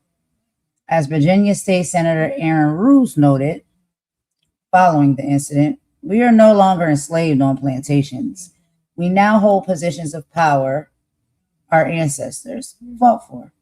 So, Imani, I'm going to go ahead and let you come on up and talk. Girl, what do you think about this? And what is the correlation that you see with this when it comes to, these type of phrases and stuff being reignited and used all over again to undermine and to humiliate, Black people? What do you think about that? Well, nobody on earth says cotton picking by accident. And nobody, that's not a slip up.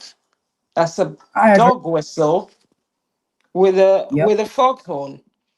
They know the history of it. They know the context.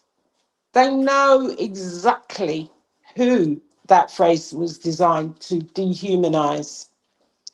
And they said it anyway. But, Jeffrey's office clapped back. And the thing is, we're not doing these videos by chance. This is what's happening currently in government. So when we're saying that this stuff is going on day after day, it genuinely is happening every day in the current environment. And Jeffries talked about the part of the Republican plan to drag to drag people back to the Jim Crow era politics, which we covered yesterday, funny enough.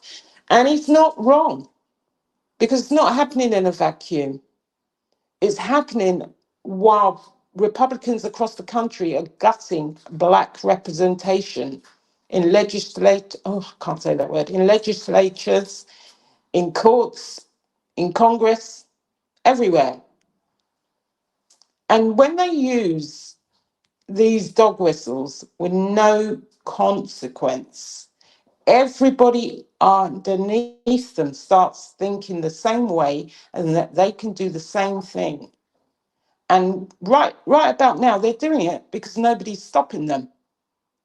You know, they're doing it because nobody's stopping them. They don't want to work across the aisle. And one thing the lady said was, bullies don't stop because you ask nicely. They stop when there's a cost to their behavior. And when you're talking about the cost, let's talk about the Supreme Court, because the attack on black political power, it didn't start yesterday. We talked about Shelby County yesterday and gutting the Voting Rights Act. And it's going on around the company. What happens? Tennessee, you got Louisiana, you got South Carolina, you got Alabama, all running the same playbook. Old Jim Crow rules. So, you know, it doesn't end until people start to stand up to it and start mobilizing and start using their vote and start taking note. Sit up and take note. Stop sitting on the couch. Stop rolling over. We stop being polite.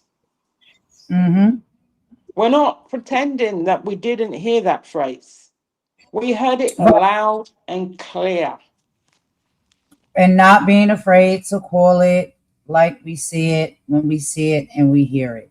That must be, you know, a continuous thing that we do, because that is the only way we combat against this. If we pretend that it's not happening, we pretend that we don't hear it, if we pretend that they don't mean it in a certain way, no, that's not going to get us to be able to stay where we're at and move forward. That is only going to allow ourselves to be dragged back. And I don't know about anybody else out there, but I refuse to allow that to happen. Not just for me and myself, my generation, my mother, she's still here. She's got her generation, and there's generations within her age range that are still here. And we also have to think about our children and the youth that are going to have to live in this world even after we are gone. So no, we're not going to pretend like what it is not what it is. You will not gaslight us that way any longer. But I did want to go ahead and give this update. So while House Democrat leader Hakeem Jeffries did not release a direct on-camera video response himself, his office issued a sharp official statement condemning the remark, and he amplified the calls for accountability on social media and by reposting leadership colleagues who demanded a resignation. This is Hakeem Jeffries' official response. The official statement issued by Hakeem Jeffries spokesperson Christy Stevenson heavily rebuked Representative Jen Kagan for her handling of the situation. Jen Kagan had her chance to disavow the vile, racist, and dehumanizing comments from the far-right talk show host Rich Herrera. Instead, she doubled down. Then Jen Kagan tripled down and attempted to blame partisanship in a pathetic follow-up statement. It was a stunning failure of judgment and leadership for a so-called moderate member of Congress representing a large, vibrant African-American community such as Virginia. The statement concluded by noting that voters of Virginia will hold her accountable at the ballot box. So, like I said, like you said, we're seeing this not within just the government and the political sector. We're seeing this type of energy everywhere. Everywhere. There is an uptick and there's an uprise of it. And they want to play in your face and they want you to act like it doesn't exist. It's not happening. These things are not being said. This type of energy is not being given. And that is a lie. And so when we see it and we hear it, we have to call it out. So Imani, before we get into our next topic, did you have a few things to say? I am going to take a quick song break and go get me some soda, girl, because my mouth is getting dry. And then after song break, I'm good. To our next topic. Okay. I'm good. So when we come back after this song break, y'all, we're going to also tap into Roland Martin yet again. And he will be speaking on how Fox wants Michelle Obama to defend Melania Trump. Very interesting. So let's go ahead and play this song, and we'll be right back and get into that video in just a moment.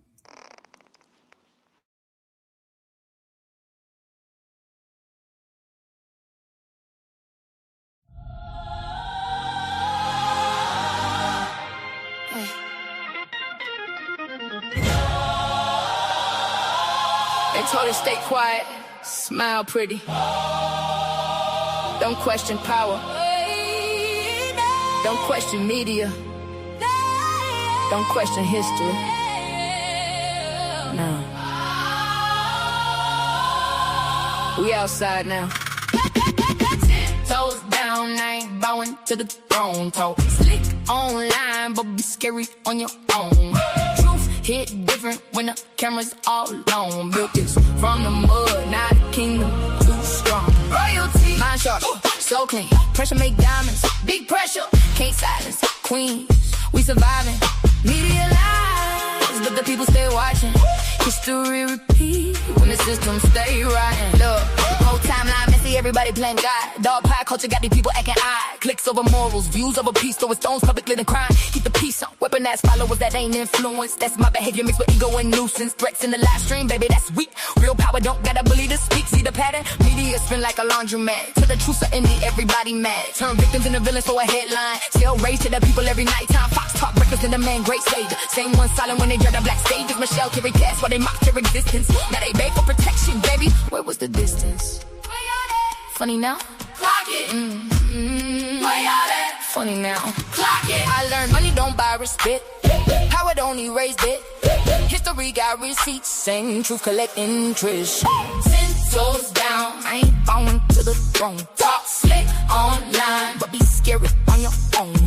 Truth hit different when the camera's all on. Built this from the mud, now the kingdom too strong. Too strong. Mind sharp, so clean. Pressure make diamonds. Royalty, can't silence queen. We surviving. Media lies, but the people stay watching. History repeat when the system stay right. Now let's talk politics. Cold word dressed up in the business suit. Racism polished just to sound cute. Dog whistles echo through congressional halls. And the X shot when the backlash calls. Cotton pick Frazier, we heard that loud. To the same poison, dressed for the crowd. Different decades, same old hatred, just HD cameras and better stages. Meanwhile, voters getting boxed out quietly. Rights disappear through policy and strategy. Young voices targeted strategically. Democracy beaten out legally. And the media turn propaganda into primetime news. Tell poor folks who they supposed to accuse. Distracted people how the billionaires moved. And self-confusion is balanced views. But London outside, world outside too. Everybody tired of the same old rule. Flags in the streets while humanity cries. Ain't go global when justice denied. Wake up, read that. We see it. Ain't crazy. Soft voice, hard truth. That's dangerous. That's dangerous. Pretty face, sharp pen. That's dangerous. That's dangerous. They love us when we entertain. Hate us when we educate. Love us when we quiet. Fear us when we organize. I don't hate nobody, I just peep game. Watch how they rewrite truth for fame. Turn outrage into algorithm checks. Then wonder why society stressed. But we still rise in the middle of chaos. Still build love where the hatred makes scars. Hold dignity under attack. Still move royal and never look back. See accountability feel like hate. The people used to escaping fate, but the mirror hit different when the masks fall off and the audience finally see the fraud. So no, we're not moving with fear no more. Not shrinking ourselves to make room. Truth got rhythm, let it knock through the door and let the system deaf. Turn the speakers up more. Stand tall. Stand tall. Yeah. Stand tall. Stand tall. Protect your mind. Protect your peace. Question everything and never let anybody make you feel guilty for speaking truth with dignity.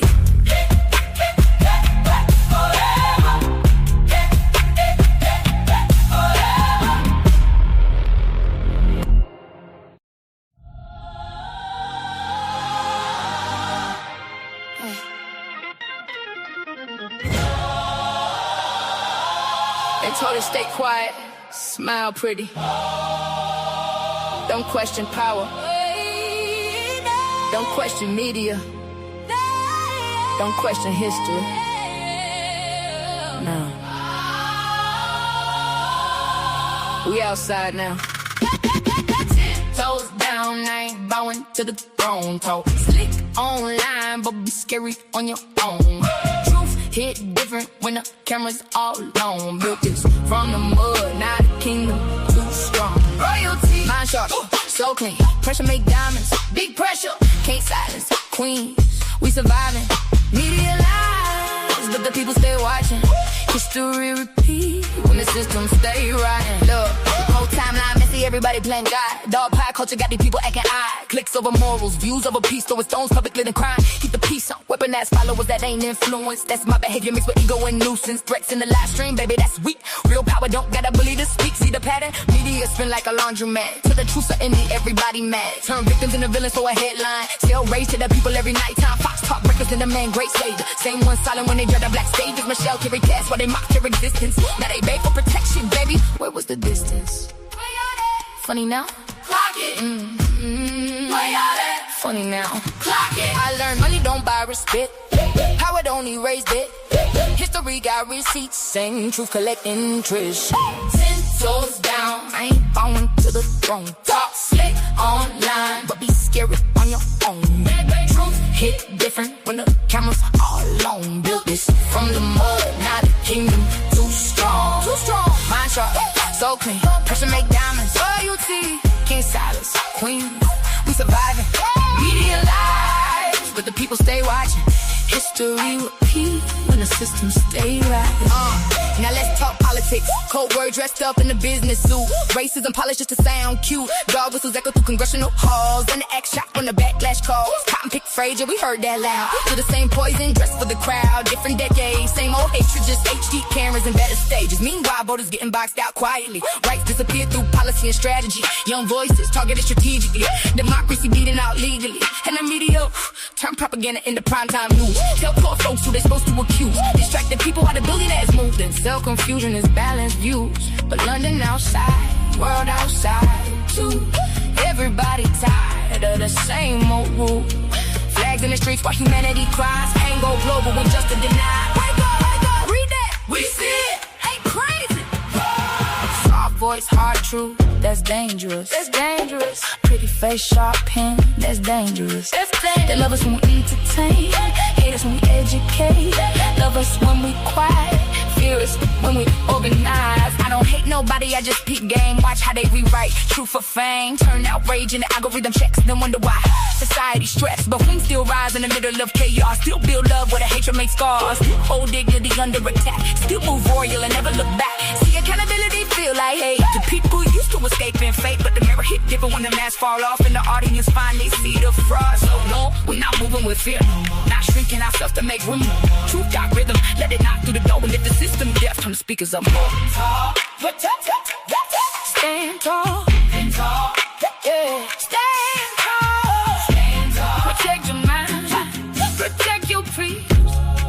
Question everything and never let anybody make you feel guilty for speaking truth with dignity.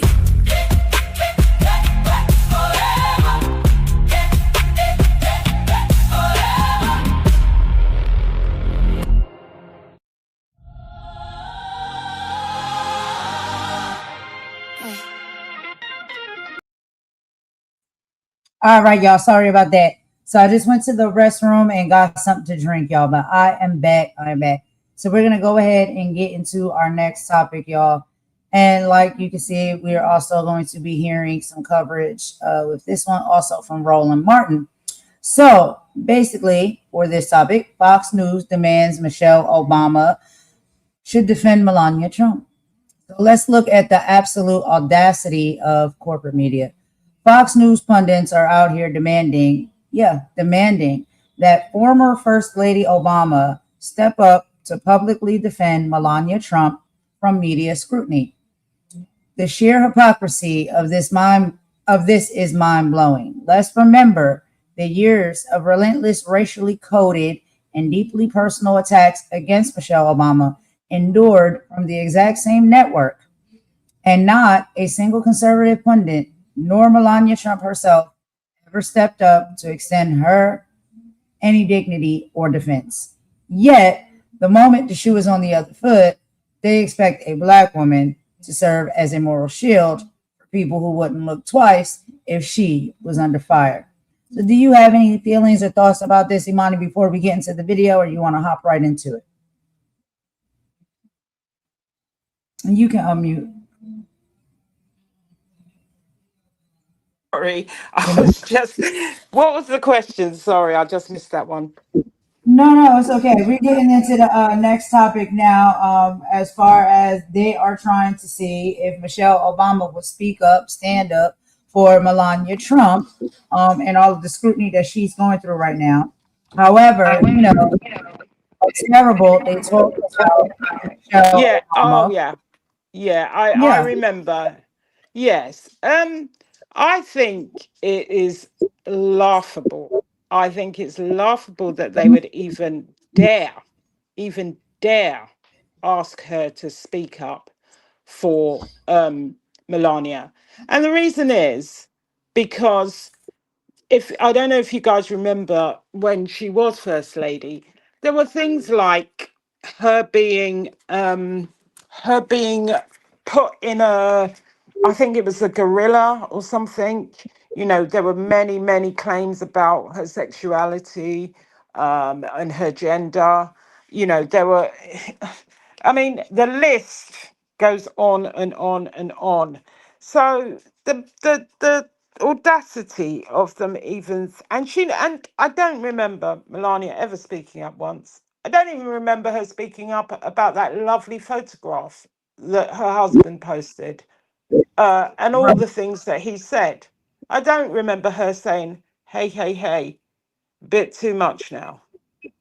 Right. So why the hell?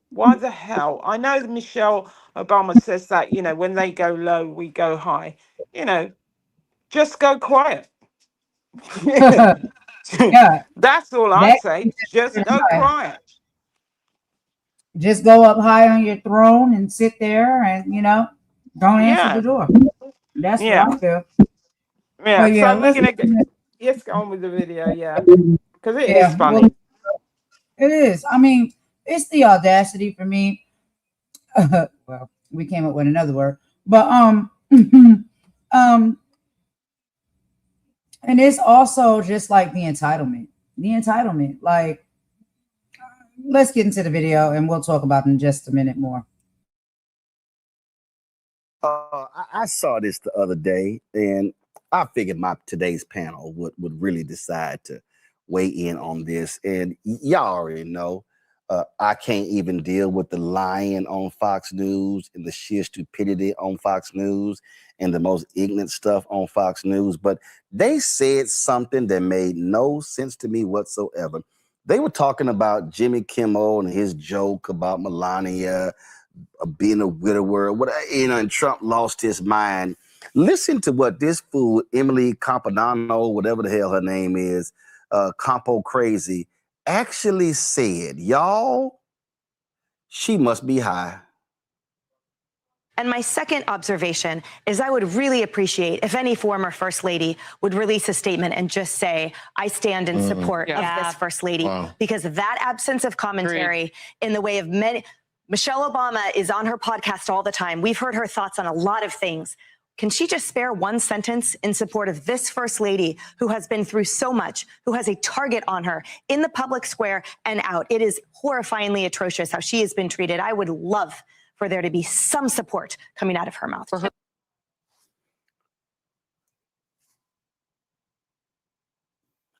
that by me again. Observation is I would really appreciate if any former First Lady would release a statement and just say, I stand in support of this First Lady, because that absence of commentary in the way of many. Michelle Obama is on her podcast all the time. We've heard her thoughts on a lot of things.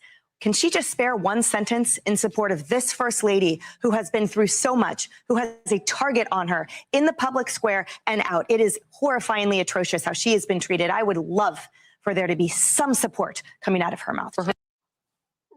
Randy, did I see two black people sitting on that couch? Harris trifling ass Faulkner and Charles Payne nodding and agreeing.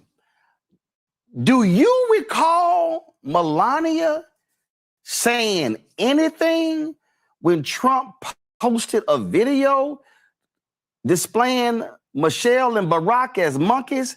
I don't recall Melania saying to her twice impeached, criminally convicted, pooping in his pants husband, take that crap down.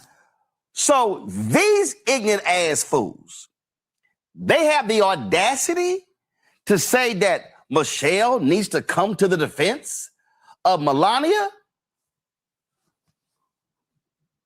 I don't even see how they got how she got the words out of her mouth. Like the absolute audacity is just stunning. This is a woman who has watched her husband rip apart and denigrate everybody. I can't even say just black people. The man attacks everybody, but specifically, it hasn't been a month that the man posted a video depicting former President Barack Obama and Michelle as monkeys. And did she speak up? And let me just say that the First Lady said that her platform was going to be anti-bullying, which is a joke considering her husband is the biggest bully that has ever walked this earth. I mean, it seems as if these are people who always speak about Christianity and they only expect black folks to be Christians. Like we are the ones who are supposed to smile and accept terrible treatment as they seem to accept and actually embrace the horrific treatment that their leader puts on everybody else. I mean, it's unbelievable. It's absolutely unbelievable. And she had the audacity to say that. I don't see how she didn't fall out. Yeah, and then the black people nodding. Nicole, I'm gonna go old school. I mean, I don't know what these folks say. They talking about cap. I don't use that. I don't use that. I'm gonna go old school. She had the gall to let that come out of her mouth, and they little two nodding asses like, oh yeah. The audacity, if that's one thing they're going to have, is audacity. And we know Michelle Obama doesn't owe Melania Trump anything. They're lucky that Michelle Obama doesn't come out swinging against them. But as we know, Michelle Obama said, when they go low, we go high. But she ain't about to go that high, okay? This has been an administration that has dehumanized her and her husband. Long before Trump even came into office, he was questioning whether or not they were born in America. I mean, the list goes on and on and on about how they have disrespected Michelle Obama. And then they got the nerve to ask her to stand up and say something. Goodbye. Mustafa, I'm going to go one more. That child had the caucasity to let that come out. Oh my God, Imani, pause. Did you hear what he just said? Yeah, he said the caucasity. Oh my God. Well, brilliant minds think alike, bro. Brilliant minds think alike. That's all I can say.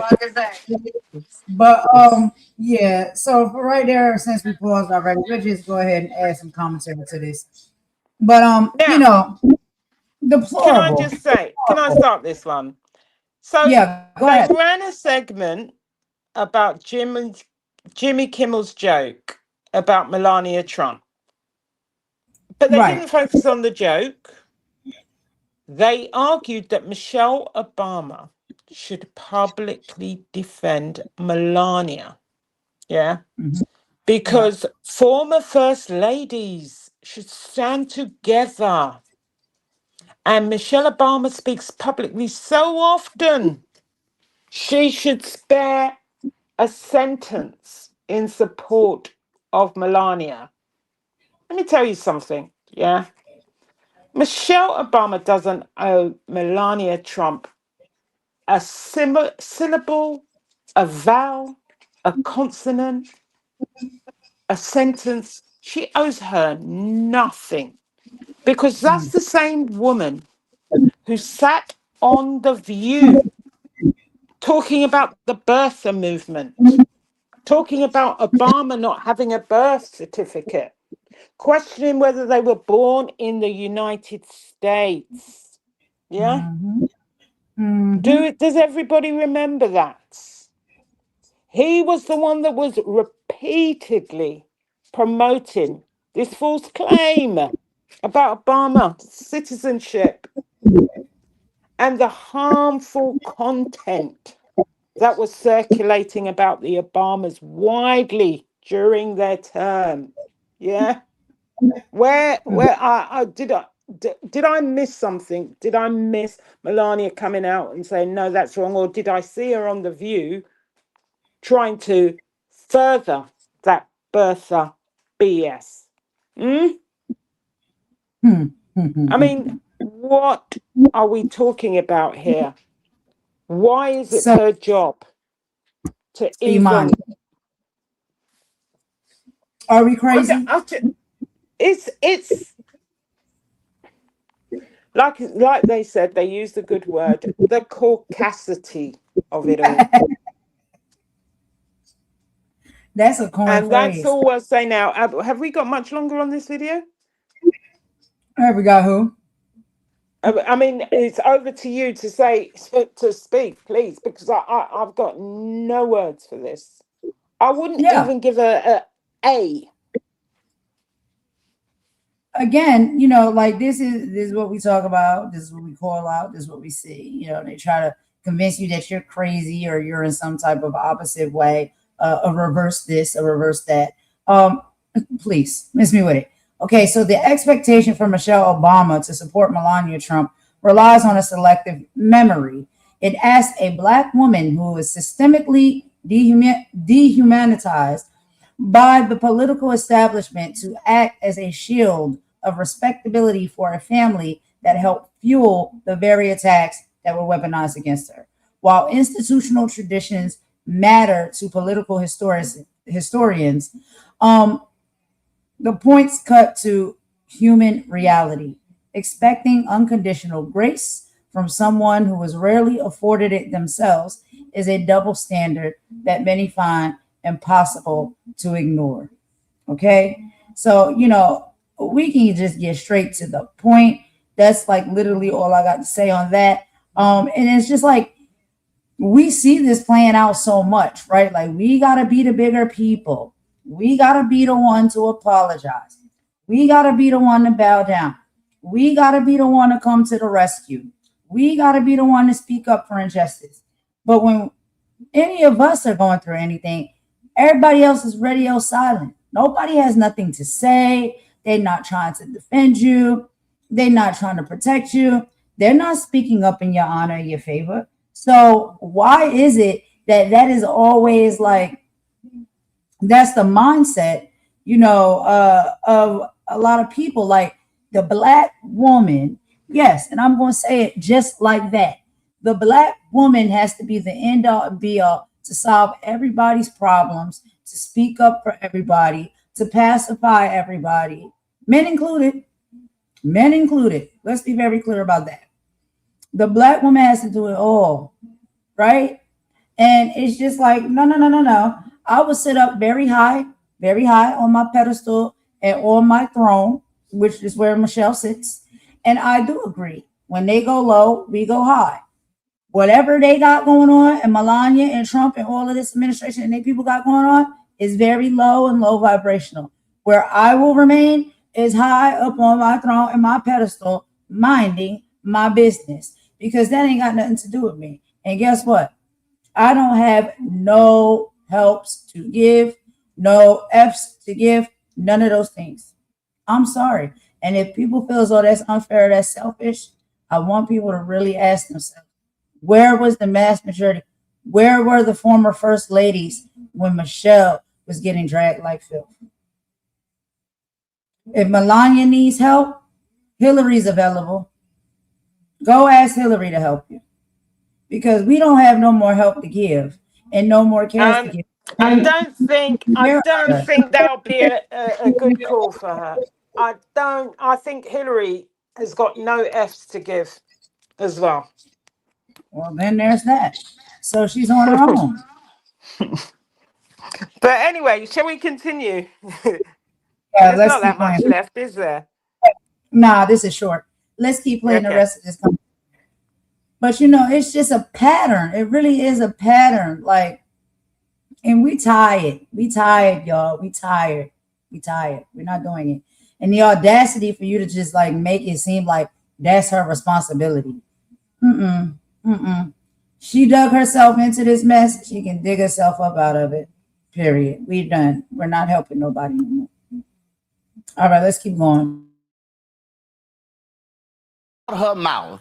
It's amazing how they want black folk to stand up, support, and show compassion when Melania ain't said a damn word about the vicious attacks. And let me remind everybody watching and listening that Melania Trump, sorry ass, is a birther.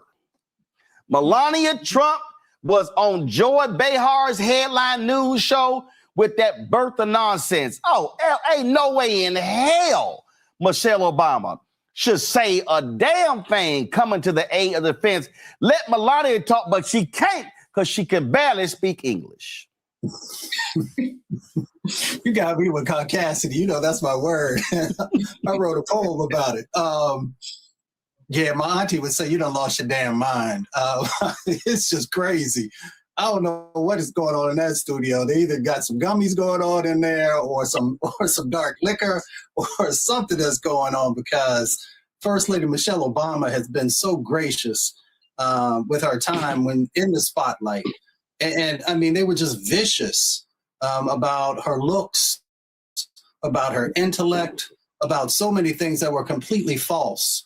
And so for her to say something in this moment makes no sense whatsoever, nor should she, as all the other panelists have said. But it is, you know, it's sort of par for the course for these folks, because once again, privilege makes you think that you can say and do anything to everyone else, but then they are supposed to come to your defense because of some God-given right. So I'm glad that there is silence there. The First Lady continues to be gracious. And she should not even, you know, dip her toe into this poison pool that they have. This is me portraying Michelle Obama. Huh? Is somebody talking? You talking? Huh? Y'all talk to me to say what about her? What's for lunch? That's how I respond. Fox News, Emily, you got your damn mind. How dare y'all? How dare y'all sit here and say that, especially with all the trash that has emanated from Harris Faulkner's mouth about the Obamas. You go sit your monkey ass down too. Oh, I know y'all might say, ooh, you call Harris Faulkner a monkey. No, that's a Robin Harris line. Okay, so just in case any of y'all, if y'all ain't seen Baby's Kids, Harris Faulkner can go sit her ass down too, because she sound like a damn fool sitting there, kikiing with Emily saying, oh yeah, she should defend Melania. Hell no, Melania ain't said a damn thing about the attacks on Michelle Obama, the attacks on Barack Obama, the attacks on all the other black folk. She let her crazy. First of all, she ain't even in the White House. They got to pay her to show up. So why don't y'all talk about that? You got y'all damn mind. Man, let me go to a damn commercial break before I cuss these fools out. My. But yeah, y'all. So some of that was in the words, you know, of Roland Martin, his panelists and stuff, you know, of that nature. But I do not disagree with the fact. I don't, you know, think as though we should feel as though Michelle Obama, you know, should be forced or shunned because she's not coming to the aid of Melania Trump. Absolutely not. Where was anybody when Michelle Obama needed support? Where was anybody speaking up in Michelle Obama's offense?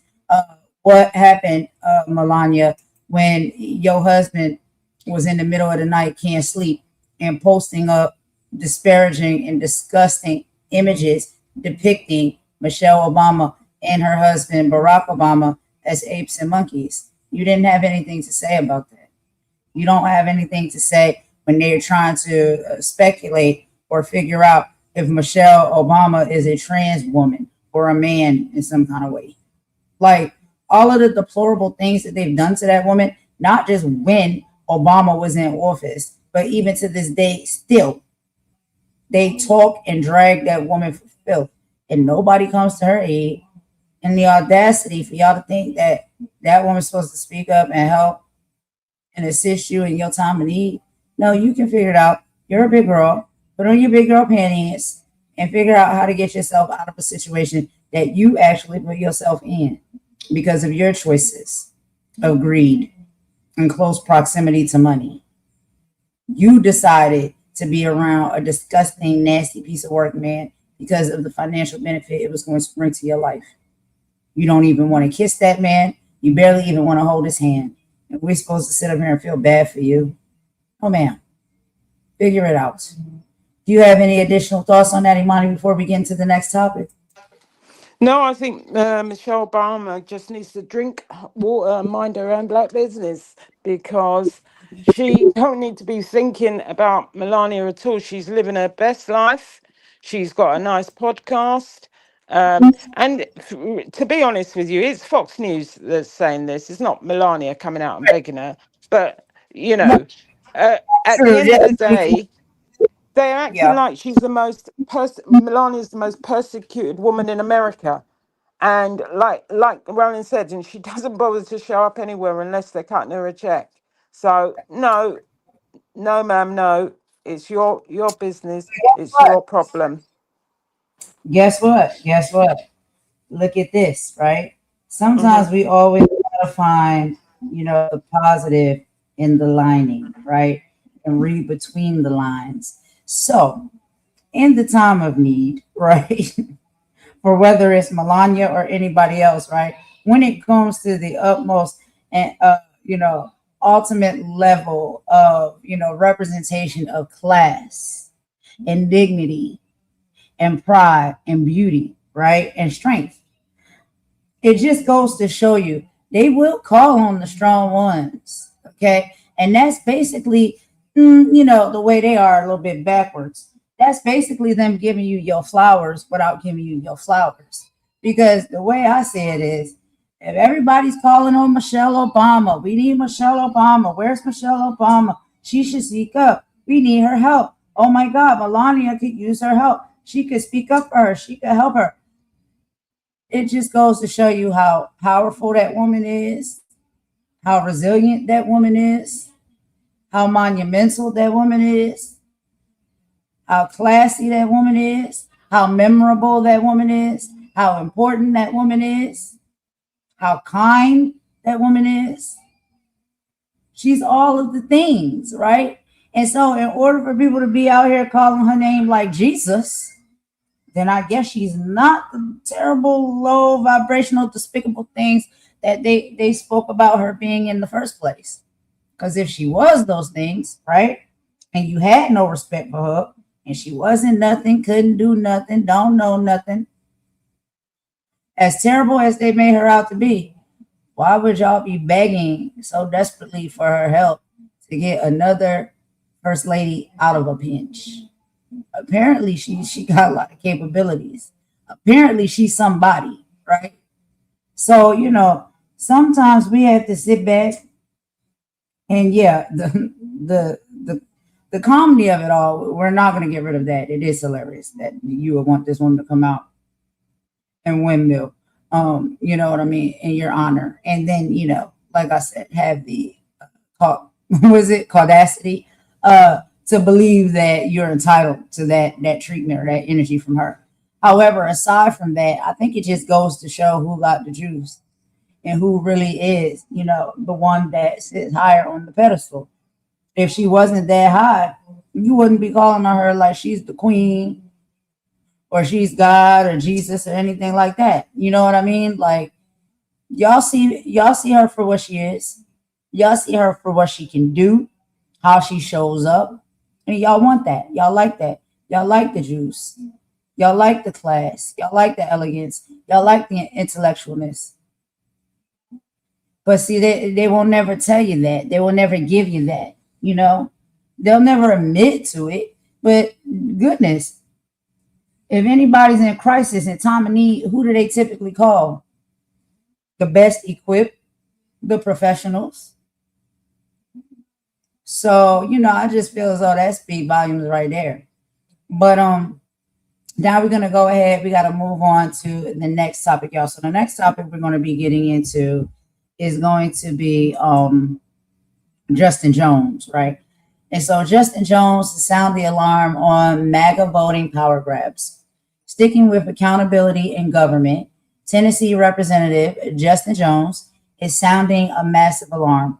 He is exposing a coordinated, aggressive legislative push aimed directly at suppressing voter turnout and stripping political power from minority communities. Representative Jones didn't mince words. He called the maneuver exactly what it resembles, a regressive KKK-style white supremacist agenda designed to maintain a monopoly on institutional power. They are targeting young voters, Black voters, and marginalized spaces to dilute our voices right before critical elections.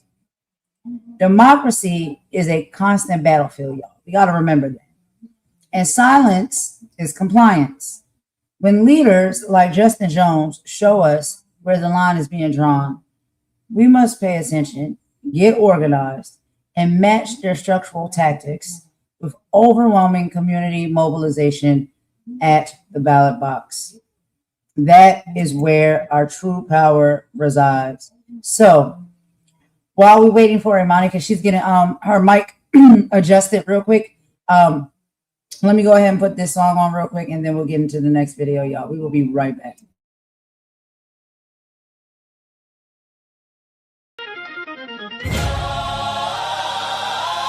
They told her stay quiet, smile pretty. Don't question power. Don't question media. Don't question history. No. We outside now. 10 toes down, I ain't bowing to the throne. Talk slick online, but be scary on your own.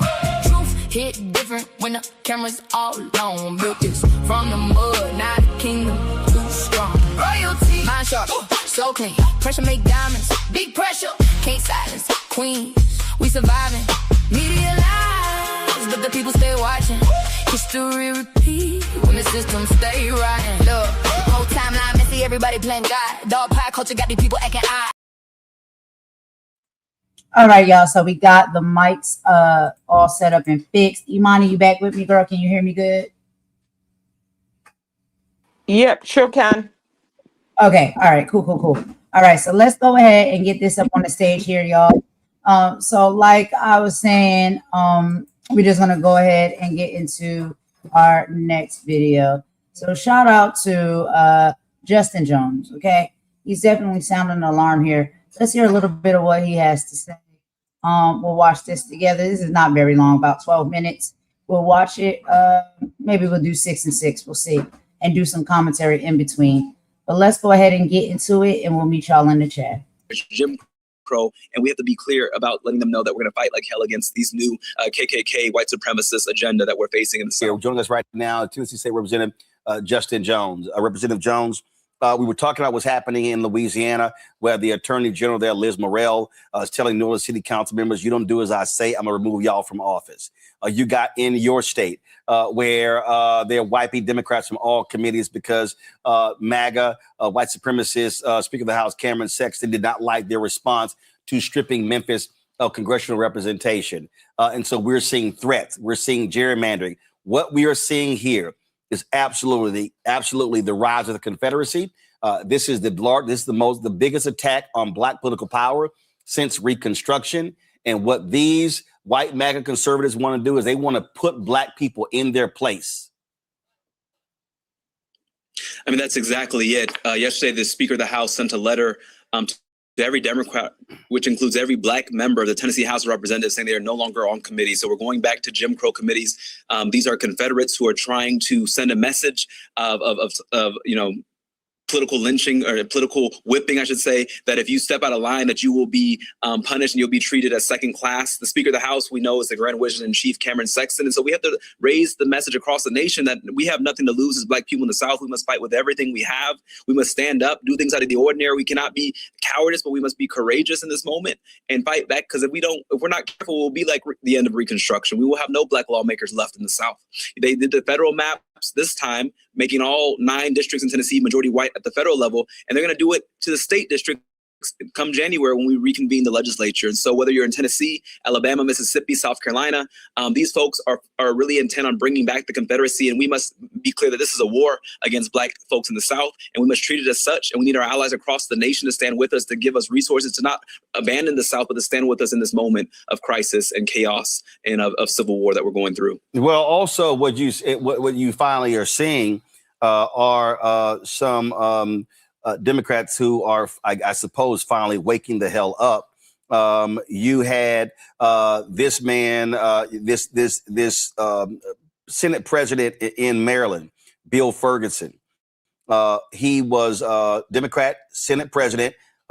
He pushed back against Maryland Governor Westmore and others, did not want to gerrymander out a Republican there.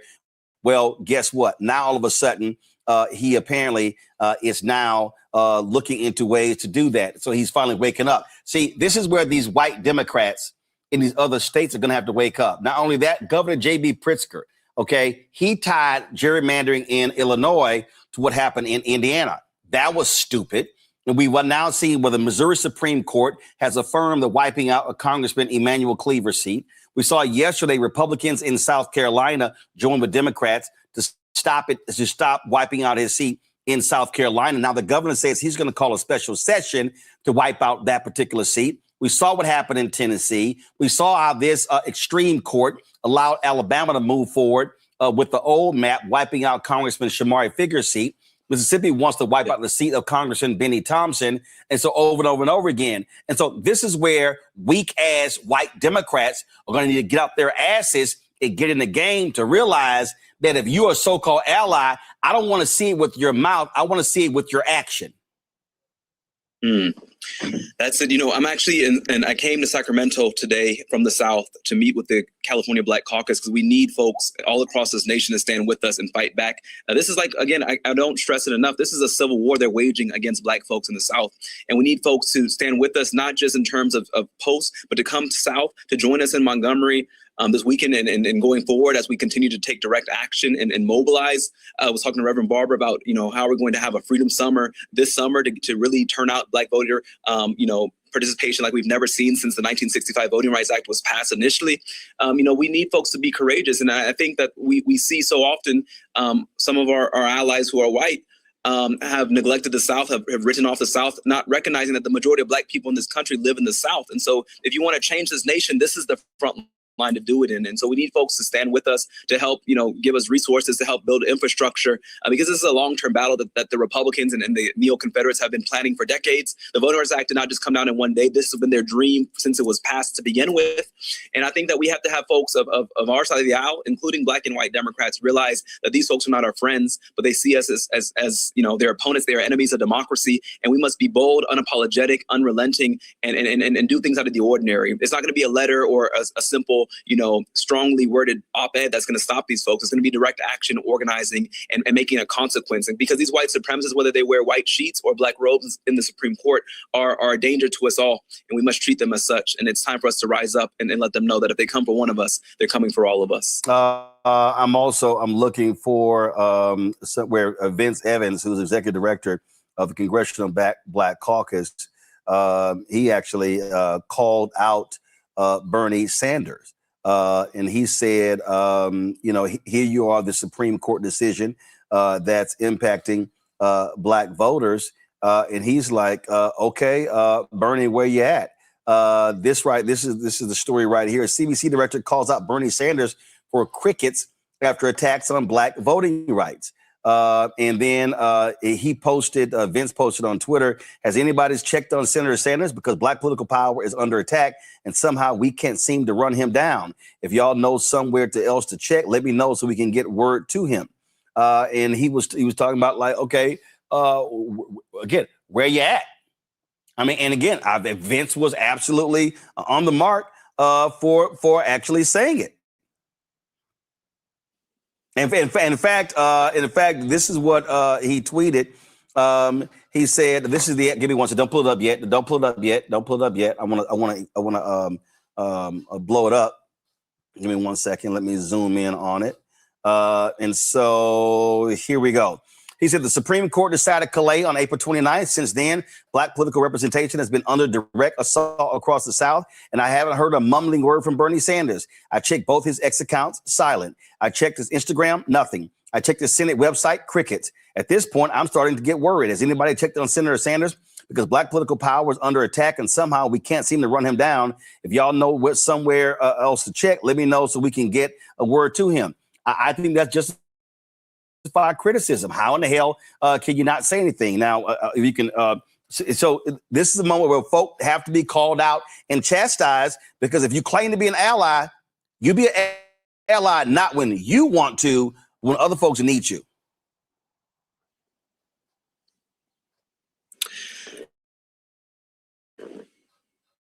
You know, one of the biggest things that we're seeing in this moment is that for so long, the Democratic Party has ridden off the South. And if you're not North Carolina or Georgia or what they call a swing state, you are treated as if you don't exist. So Alabama, Tennessee, Mississippi, Louisiana, these are states that they have neglected systemically for so long because they don't see them as politically expedient to change. But this is showing us that this has been a front line that we should be waging battle in, because the Republicans have been waging battle in them and have been strategizing to keep them votes suppressed. And so, I think it's on the whole entire Democratic Party to recognize the importance of the South, not just the states that they love to come to every 4 years as battleground states, but the states that are not red states, but are oppressed states. Again, 1 in 5 black people in Tennessee cannot vote because of felony disenfranchisement. You know, we have the lowest voter turnout. You can use a gun permit to vote, but you can't use a student ID card to vote. This is designed intentionally to stop, to keep us in the system of Jim Crow and racial apartheid, because that's what it is. And now it's just being brought to the surface. And so I think that we need leaders from all across the nation. Our message is what Dr. King said, 60 years ago: come South, come stand with us in this moment.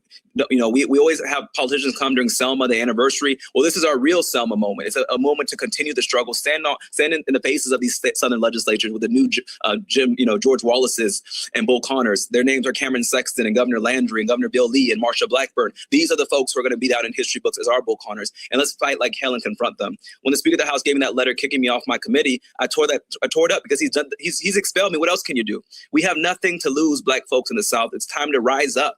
It's time to let them know that we're going to fight like hell against this new Confederacy, and that the only thing we have to lose are our chains. Now's the time not to be intimidated, not to try and play patty cake with fascism, but it's time to fight back with every tool that we have and to make it uncomfortable, to hurt them economically, and to wage a battle that future generations will be proud by what we did in this moment. Well, you said you're there in California. I would hope California Democrats and the Legislative Black Caucus there should be saying in California, that's how they want to do it in the South. Let's do a 52-0 map in California.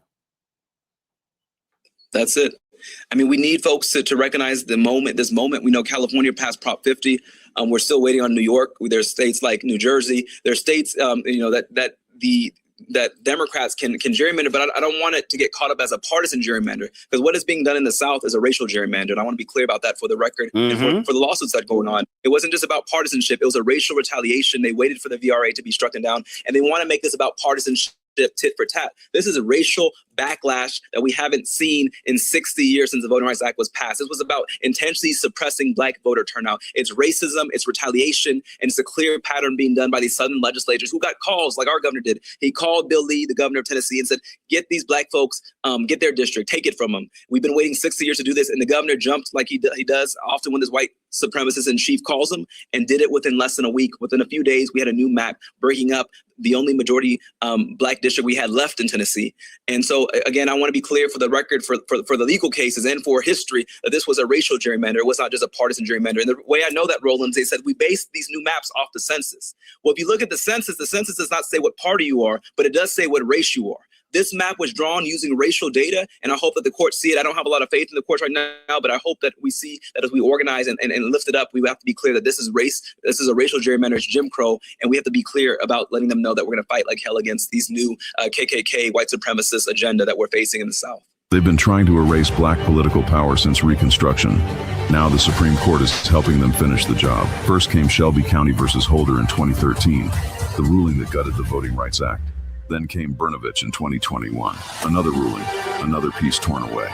Now comes Calais, the case civil rights leaders warned could cripple the last major federal protection against racial vote dilution, and within days, Tennessee eliminated its only majority black congressional district.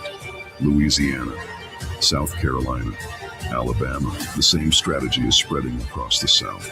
The old Jim Crow used poll taxes and literacy tests. The new Jim Crow uses gerrymandered maps, voter roll purges, polling place closures, and court rulings that make black communities politically invisible. But this story doesn't end in a courtroom. It moves to Selma. May 16th is a national day of action. Faith leaders will gather at the Edmund Pettus Bridge at 9 a.m. A mass rally follows at the Alabama State Capitol from 1 to 5 p.m. 1965 was Freedom Summer. This is Freedom Summer 2.0 because they are still trying to erase black political power, and we will not bow.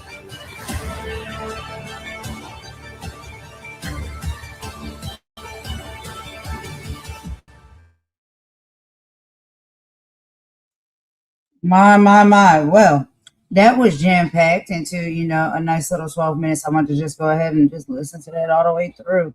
But, basically all I can say, well, no, not all I can say, but what I will start off by saying is, and we did such an excellent video the other day, Imani, in the history space, where we were discussing these things, and we were literally saying, like, based off of the facts, the evidence, the proof of what is currently happening and what has historically happened, we are literally looking at a Jim Crow 2.0. And we are not the only ones who are seeing it. We are not the only ones who are feeling that, speaking on it. That's literally what it is. And you got to call it like it is when you see it.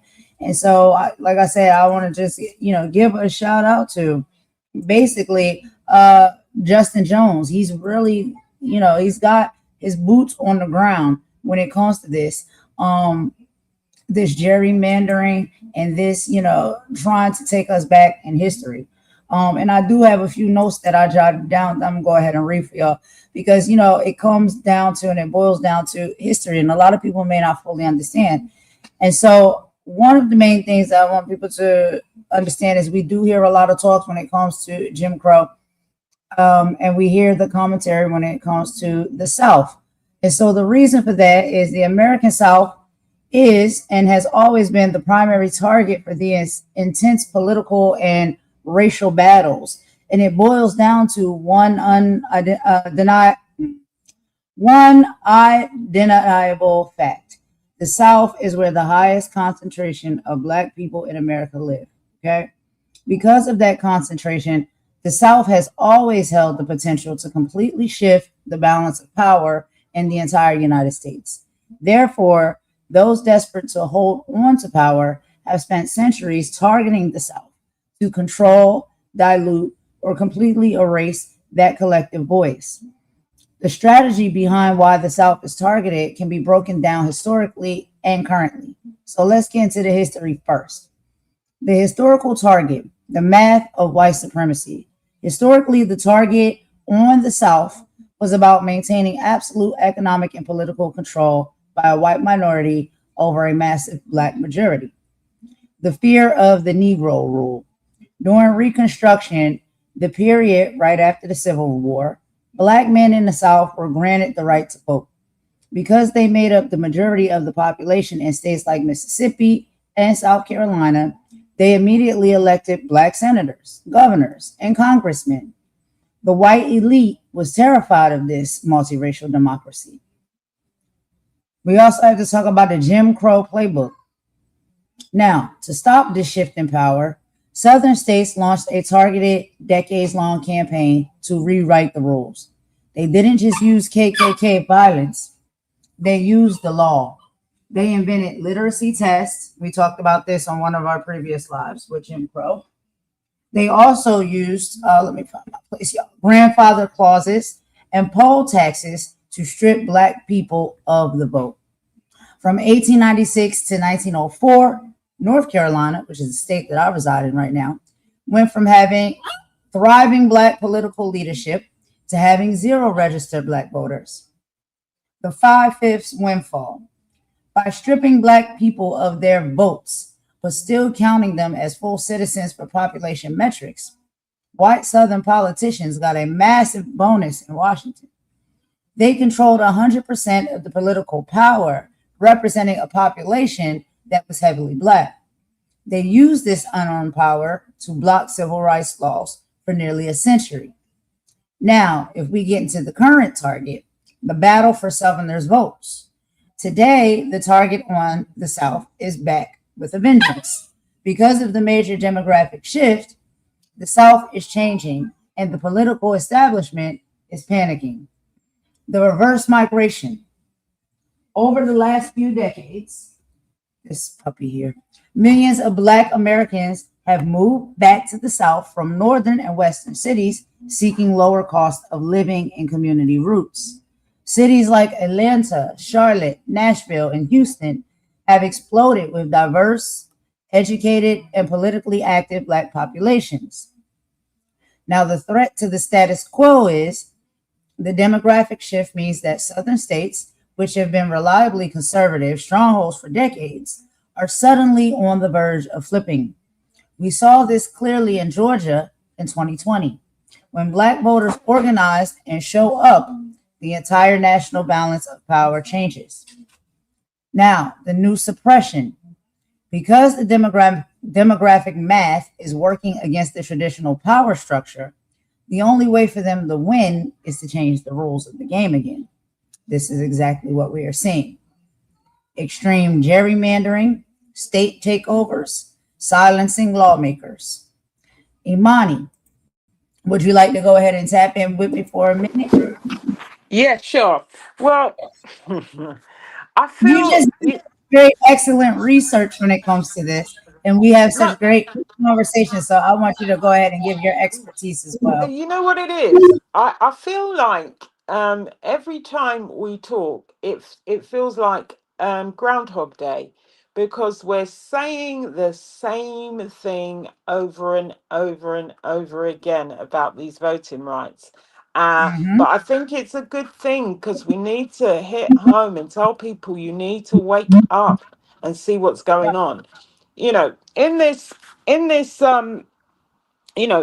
video, you've got a young man, Justin Jones, a great representative in Tennessee, and he is talking about the fact that they removed every single Black committee member. Yeah, every single Black committee member, because he's calling it Jim Crow committees. Because they basically, every Democrat, including every Black member, received a letter removing them from all committees. And the fact is,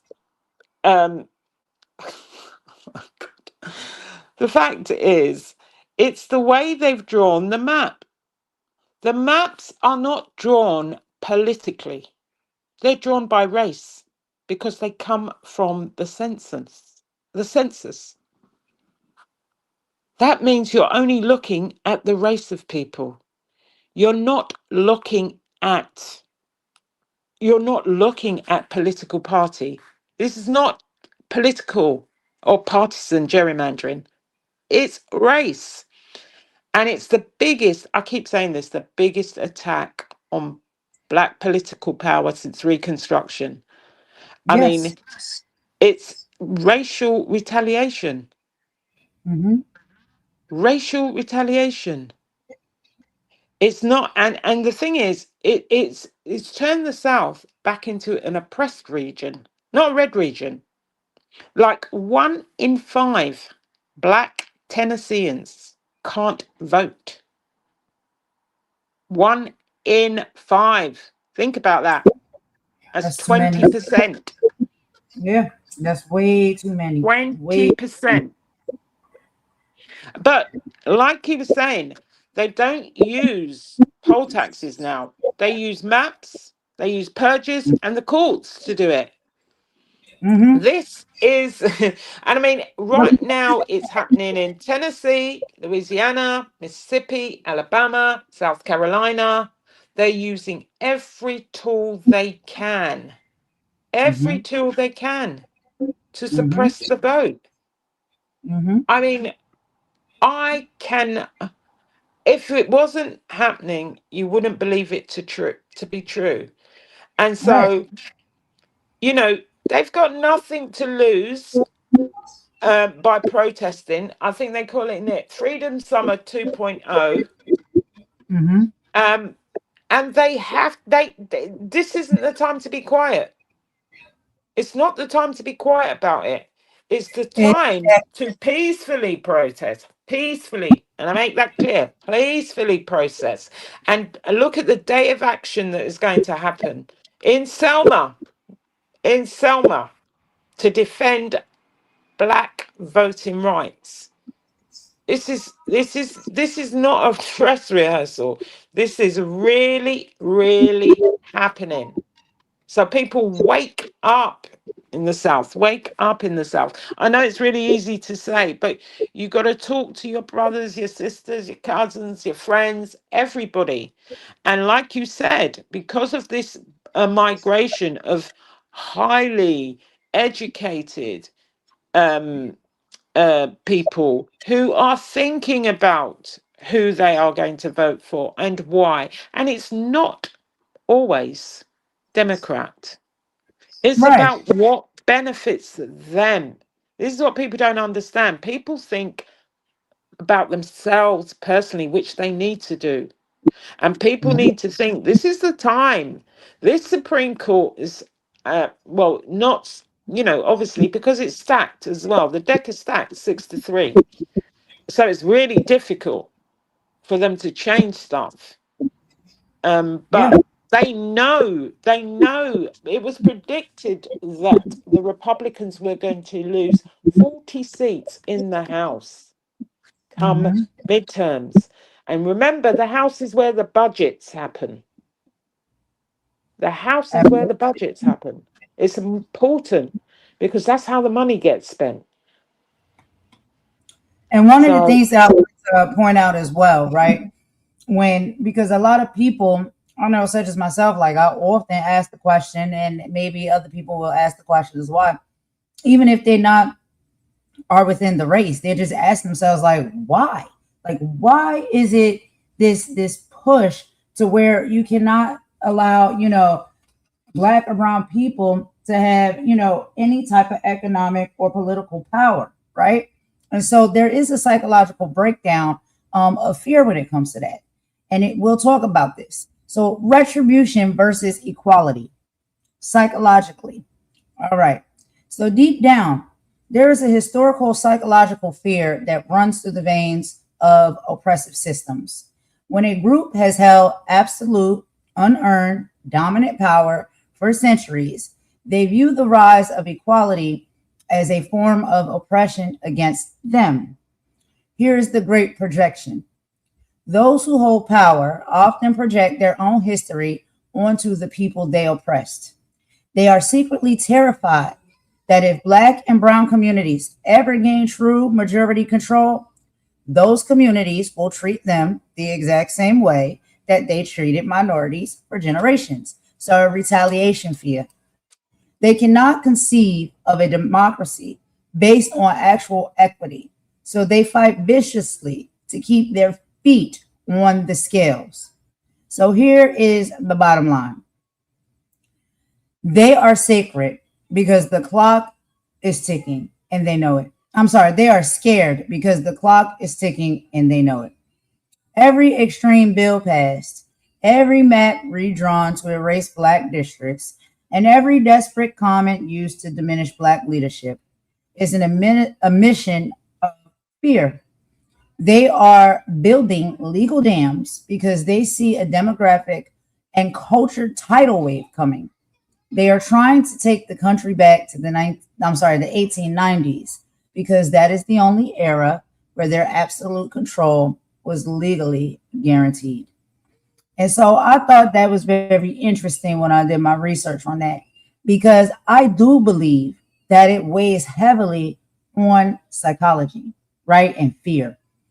We know that there is a level of fear. We know that that is what leads to, police brutality, right? When it comes to, let's just say white or Caucasian officers, and they're in the presence of Black people or assailants, if that's what they want to call them, most being innocent most of the time. But there is a level of fear. They're scared.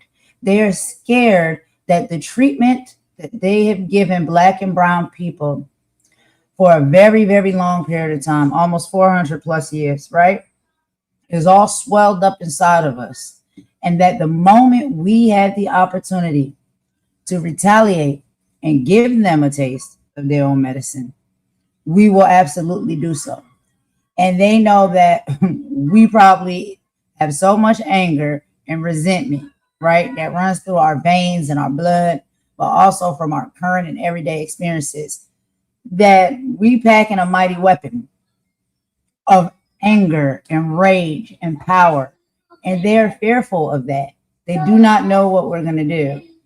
But that is also a stereotype, because there's a lot of us that are, Black and brown people, and we understand the history because we're intellectual.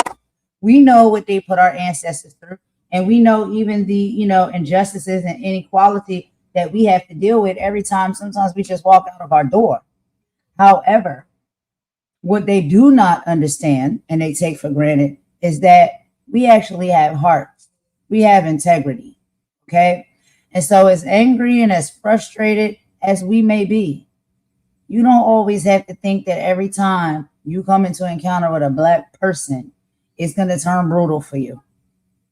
That's like when you see individuals, and it used to be this past common thing where you see a Black person walking down the street and a white person will clutch the purse and clutch the pearls because they think that they're going to run up on them and, rob them and steal the things and take the stuff and beat them down. Haven't we seen enough to understand that the integrity of Black people actually holds a lot more weight than just getting even? And so I do really believe that a lot of this comes and derives from an actual place of fear.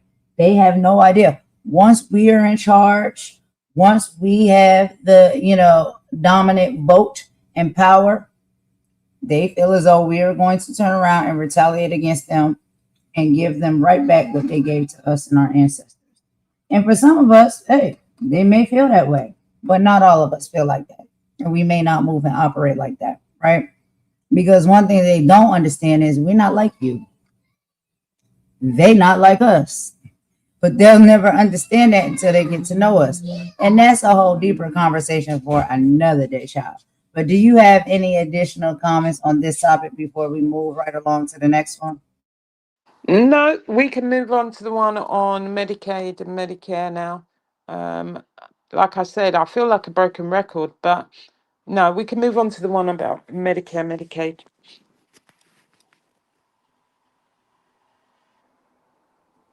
Hello?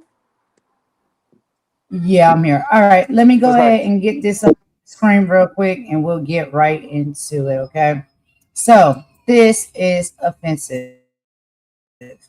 Let's go ahead and pull this up real quick. So if y'all have not checked out this platform as well, this is the Majority Report with Sam Seder, okay? And we do watch this platform and this content from time to time. And so on May 16th, this was like about 2 days ago now, episode, right? Basically, we're going to be getting into a few things here on this live, which is not that long. It's about 15 minutes, y'all. So let's listen to some of the things that they had to say together. We will take a break in between or whatnot for our commentary. But yeah, let's go ahead and get right into it. The cuts to Medicaid in the so-called Big Beautiful Bill will leave millions of people without health insurance and that's coming up soon. In fact, there's horrible stories also about the recent a move by the Trump administration to reverse a change that the CMS, I think it was, what is Dr. Oz is the head of CMS, right?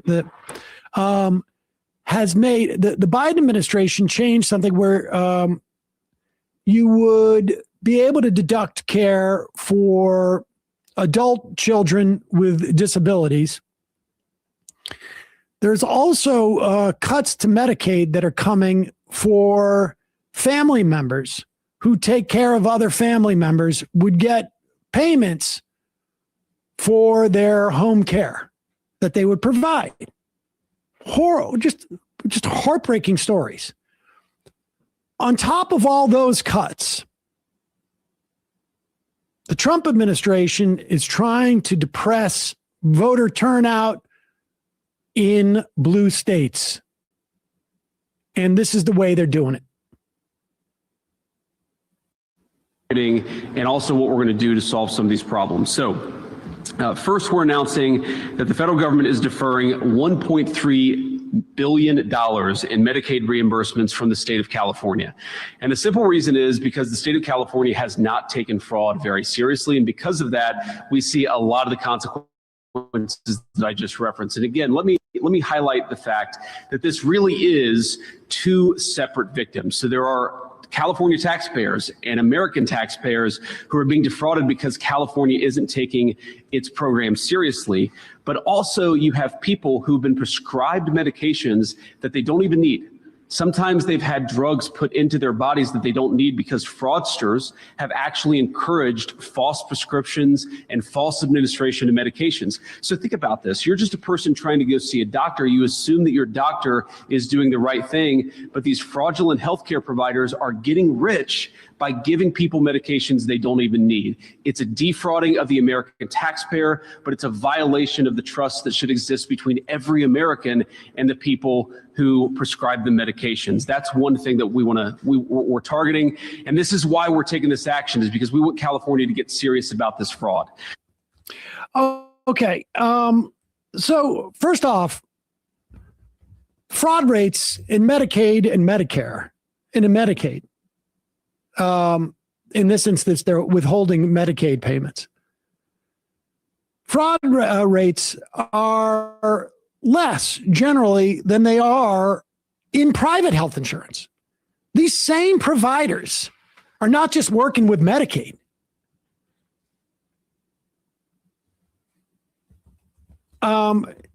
They have cut, but first of all, in terms of taking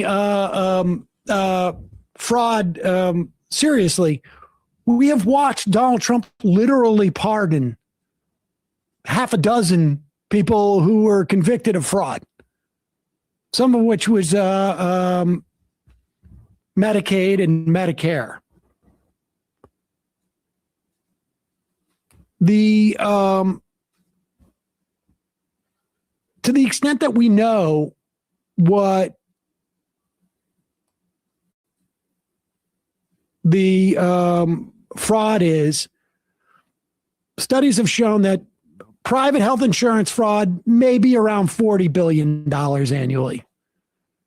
Medicaid and Medicare together, maybe $70 billion annually. But the Medicare and Medicaid programs are much larger in terms of what they pay for. So dollar for dollar, there's as much fraud in the private health insurance industry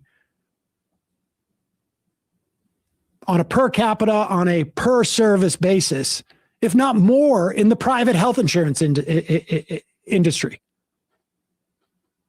Now, of course, they spend another 17 cents more than Medicare and Medicaid do in terms of providing those service, the service of health insurance. So in terms of efficiency and fraud, you're doing much better with Medicare and Medicaid. There's no doubt. But this is the thing they've gleaned on. And understand what the subtext here is. You don't have to search very far for it. Where did their fraud, their whole fraud agenda come from?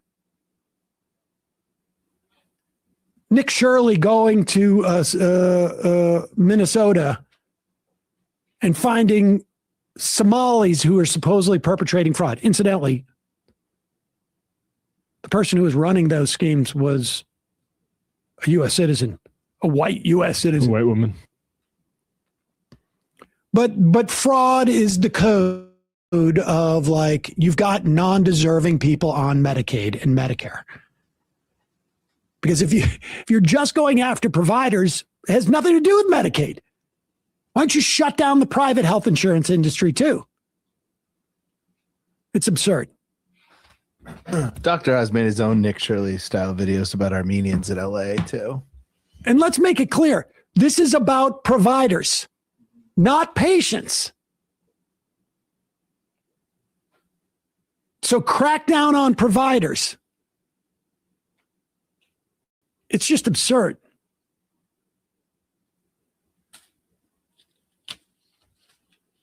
And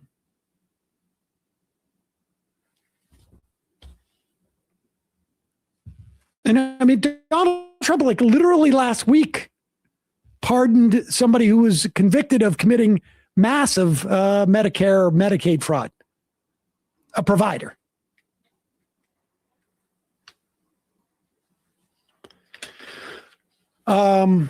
Meanwhile,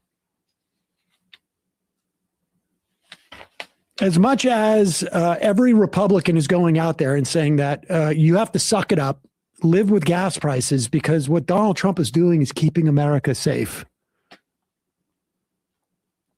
Because he's going to be able to get back to where we were in 2016 after Barack Obama had signed a deal with the Iranians to not develop nukes.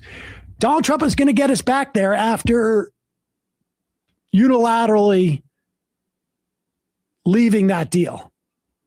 And he's going to do so by forever increasing the amount of gas and probably causing food shortages, gas shortages, chip making shortages that will ripple across the world and probably for at least a year or two. And apparently the American public doesn't appreciate it. All right, new this morning, gas prices up 2 cents to an average of $4.53 per gallon. You can see how much they are from before the war. And the rising gas prices are fueling its huge jump in what businesses had to shell out last month, the Producer Price Index. With us now, CNN chief data analyst Harry Etten. So gas prices above $4.50 a gallon. You hear people talking about it. I had a Republican congressman tell me he paid $100 to fill up his tank. Right? That's a lot of money. Where does the president rank when we talk about approval on gas prices? You know, oftentimes when gas prices go up, the president pays a price, but never this much, because we're talking about a record here. Take a look at this. Highest disapproval on gas prices. Look at this. President Trump, 79%. 79% of Americans disapprove of him on gas prices. Look, the rest of them you see across the board also reach the 70s, but never this high. This is a... All right, girl. So we go ahead and pause it right there. I'll let you take the lead on this if you want to, Imani. Let's go ahead and crack into it and just put it, for simpler terms and a more fast pace. You know what I'm saying? Right. Yeah, we're gonna power through this.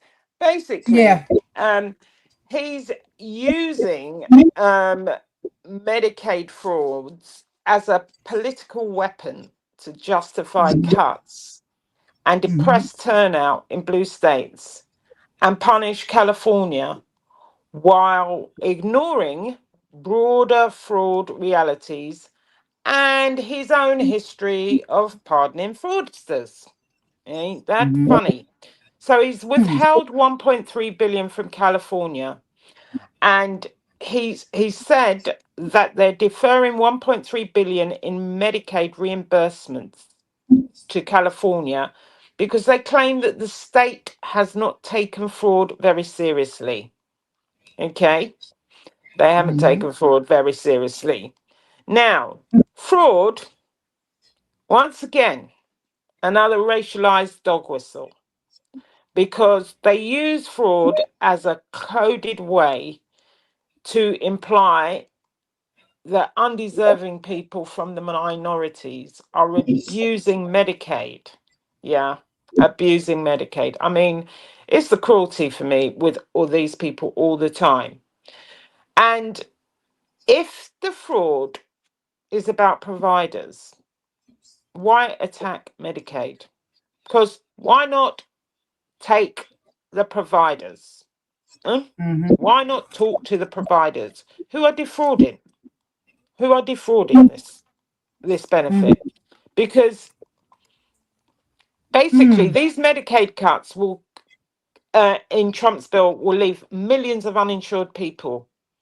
It will include caregiver payments, disability-related deductions, which are going to be rolled back. Fraud rates are actually lower in Medicaid than private insurance. And he's pardoned multiple convicted fraudsters. So that undermines his whole fraud narrative. And like I said, the fraud rhetoric is used as a racialized political dog whistle. We're hearing a lot about these dog whistles. And so, really and truly, if fraud is the issue, the private insurers should be targeted too, shouldn't they? But of course they aren't, because they're part of the billionaire class who he loves. So he's not going to target them. So basically, their aims are at depressing turnout in blue states. It really is. Everything they can use to suppress votes, to exhaust people's resolve, they are using. And that's, and let's not even talk about the gas prices. I'll talk about that at the end. But this is ridiculous. And that's all I have. Yeah. So let's go ahead and break this down a little bit more, y'all, because I know that, some people might be sickly. They might stay in the doctor's offices and, go to appointments regularly. Maybe they're at a certain age where you have to go to the doctors, regularly. Let me really break this down for y'all as far as what this is looking like. Because some people are not even really fully understanding how it works and how it operates from beginning to end. So the moment you walk through the door at the doctor's office, let's go ahead and explain to y'all exactly how it goes down. Okay. So we have upcoding. And I know a lot about this because, like I said, I worked in doctor's offices before and we did billing and coding and all those things. And I see how it can work. But anyway, when we go to upcoding, the high-tech price hikes, right? So upcoding is a practice of billing the government, which, a lot of people have governmental health insurance, which is Medicaid and Medicare, or some people do have private insurances, for a much more expensive, complex procedure or diagnosis than what the patient actually received. Okay, so this is how they do it. Say a patient walks into an urgent care clinic with a minor cold. The doctor spends 5 minutes of time with them and gives them a basic recommendation. Just go home and rest. Well, when the bill is generated, the office alters the electronic health record code. They bill it as an extended complex critical care evaluation that required an hour of diagnostic reasoning. But that's not true. You didn't spend an hour there. They didn't give you an hour of their time. Now, the scam against the patient.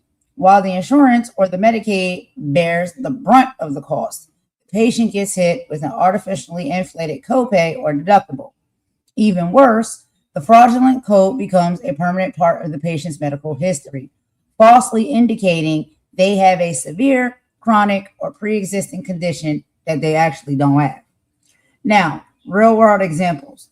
Major hospital networks have faced massive multi-million-dollar federal lawsuits for this same exact practice. So, for instance, the University of Pittsburgh Medical Center, UPMC, paid a $38 million federal settlement following a whistleblower lawsuit, revealing that the hospital system financially incentivized is neurosurgeons to falsely bill Medicare for a medically unnecessary, overly complex procedure just to boost corporate revenues and doctor bonuses. Now, let's talk about the unbundling, the a la carte exploit. When a patient undergoes a standard medical procedure, like a basic outpatient surgery or having a baby, there is usually a single comprehensive billing code that covers the entire event, including the prep, the procedure, and the basic supplies. Unbundling is when the billing office deliberately tears that package apart. How do they do this? The office fragmentizes the single procedure into dozens of separate line items. The bill separately for the sterile gloves, the alcohol wipes, the local anesthesia, the stitches, and the recovery room time. Now, the scam against the patient. By breaking one standard procedure in 15 different pieces, they bypass insurance limits and trick the automated system into paying multiple times for the same service. The patient receives a confusing multi-page bill filled with hundreds of dollars in hidden duplicate fees that are nearly impossible for an everyday person to decode, let alone pay.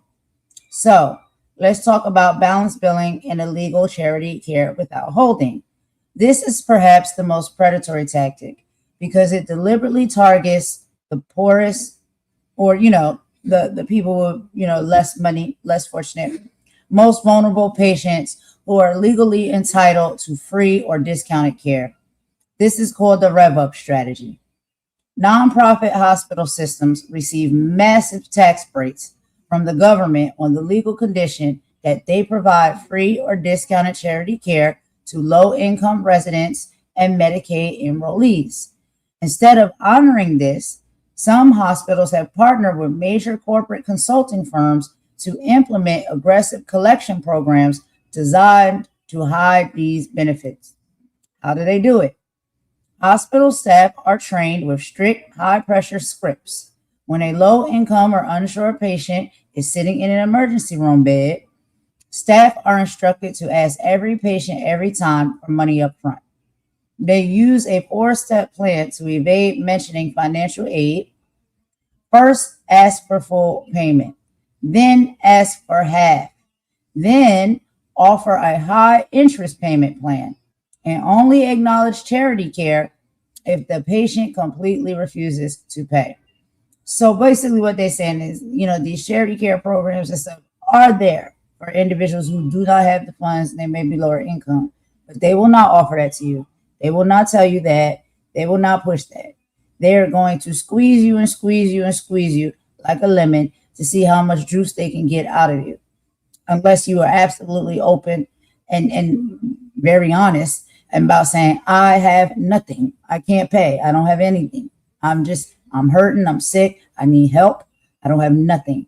Once they get to the very end of the squeezing, then at that point, they may have to now acknowledge that charity care is possible. So the scam against the patient.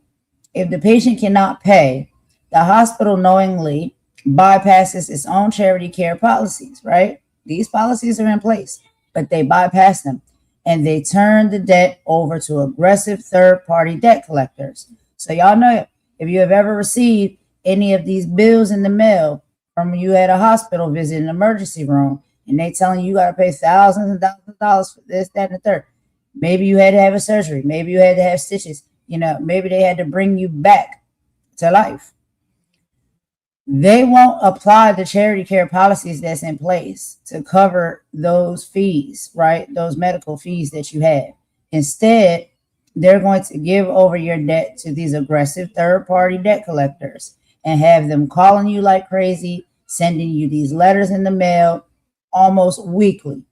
This destroys the patient's credit score, forcing families to choose between food, medicine, and terrifies them out of ever seeking medical care again.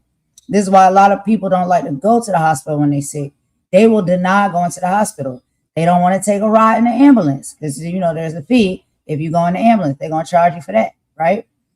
So some people would rather sit at home and suffer and do old school, tactics to get themselves well instead of going to these medical facilities and hospitals, because it comes with all of this debt, all of these bills they keep sending you, and your credit score keeps getting hit. So a real world example of this, and large resolution of its kind in the country, the Providence healthcare system was forced into a $158 million settlement with Washington State Attorney General. The state proved that Providence aggressively hounded and deceived nearly 100,000 low-income patients, including thousands of Medicaid enrollees, sending them straight to debt collectors while completely hiding the fact that they were legally entitled to free care. The ghost clinic and corporate kickback schemes. Private equity firms have aggressively bought up local medical practices, physical therapy clinics, and dental offices. Once they take over, they frequently shift the focus from patient care to aggressive, volume-driven profit schemes. And this is how they do it. Under these corporate models, doctors are given strict daily quotas for how many diagnostic tests, like MRIs, X-rays, or blood panels. They must order a certain amount of these on a quota by day. If a doctor doesn't hit their quota, their compensation is cut and they are pushed out. Furthermore, corporate offices often engage in illegal kickback schemes where they receive hidden financial rewards from specific medical supply companies or specialized pharmacies for prescribing their high-priced products over cheaper alternatives like medication and, maybe need a cane or a walker or a wheelchair, something like that. The scam against the patient. The patient is subjected to unnecessary invasive testing, radiation, and is prescribed highly expensive branded medications that they don't need. Also, the corporate entity can hit its internal profit metrics. So, the fraud happening in our healthcare offices isn't an accident. It is a corporate strategy. They use upcoding to lie about how sick you are so they can overcharge your insurance. They use unbundling to charge you 10 separate times for a single procedure. And worst of all, massive hospital conglomerates are actively training their staff to hide charity care options from the poor or, the less fortunate or, lower income, using high pressure tactics right at the hospital bed to send working class families straight into devastating medical debt. They have turned the healing arts into a predatory corporate shakedown, proving that the system treats our bodies as financial assets to be exploited rather than human beings to be healed.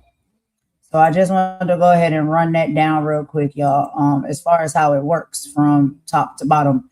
And, working in some of these medical offices and stuff, I've seen it with my own two eyes how it works, and they try to get, you as the staff member to join in on the scheme.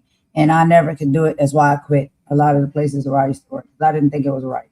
But this has been going on for a very long period of time, and it is now just, gotten even worse. There is a uptick of this happening. So, yes. But anyway, y'all, so that is as far as when we're talking about healthcare. Now, as far as the food and the gas prices, y'all already know what's going on with that, okay? These tariffs and this war that Trump decided, to start up, that's all adding into why gas prices are high. As far as the oil, and things of that nature, that ties into the high gas prices. We're talking about, shipping food and produce and resources across waters and whatnot to bring here to the States so they can be on shelves in grocery stores. All of that is being, corrupt and interrupted. So, some of this stuff is not even getting to the shelves. If it does, it's costing them more to get across waters to bring it. So therefore, once they get these products and stuff in stores, the stores have to pay more because, child, it's a payola. But by the time they hit the shelves, the price is going to be higher on the food because they got to make up for all of that extra money and taxes with these tariffs and stuff that they had to pay out. They're going to get the money on the front end and the back end. And typically the consumer is the main one who's going to have to pay to make up for, these insensible tariffs. So let's go ahead now, y'all, and move right along. So we're going to share a little bit what's going on over here in the UK, and I'm gonna let my girl Imani lead on that.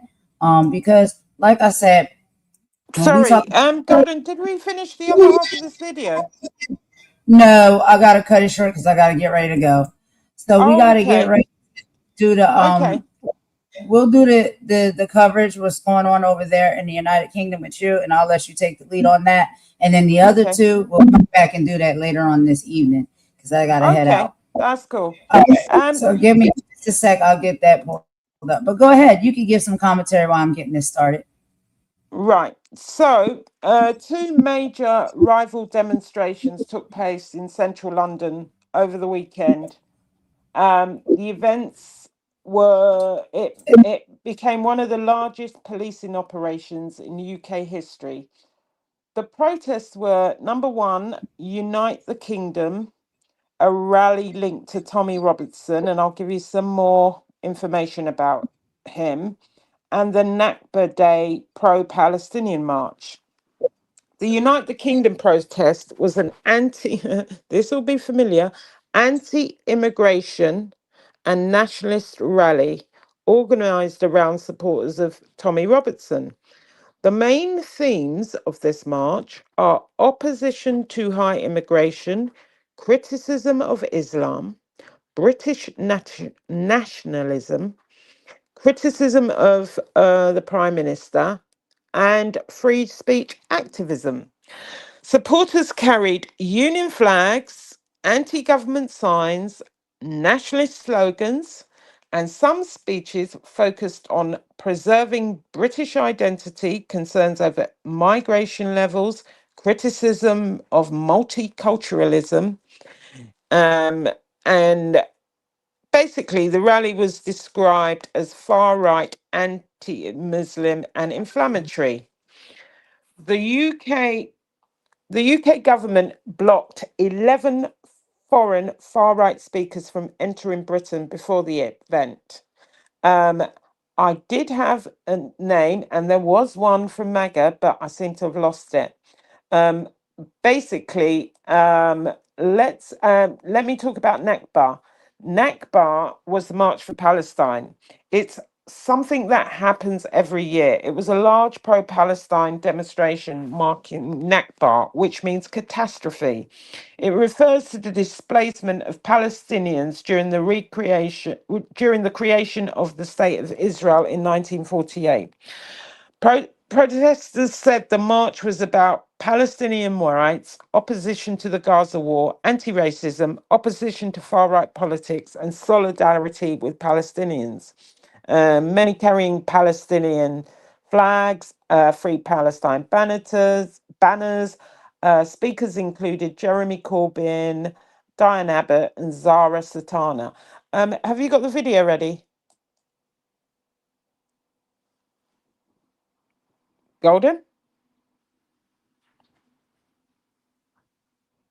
Yeah, girl, I'm right here. Sorry, JJ just ran out here real quick. But yeah, let me go play a little bit of the video, and then we'll talk a little bit more about this afterwards, okay? Yeah. How long's the video? Oh, it's not long. This one is only we'll 4 play minutes the whole and 40 video then.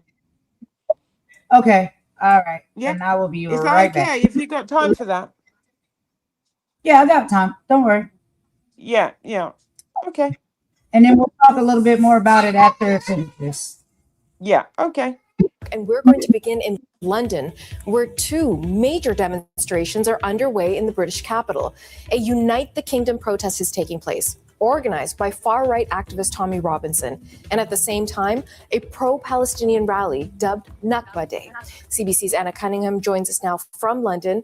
Anna, you've been following both of these rallies today. What are you seeing and hearing from where you are right now?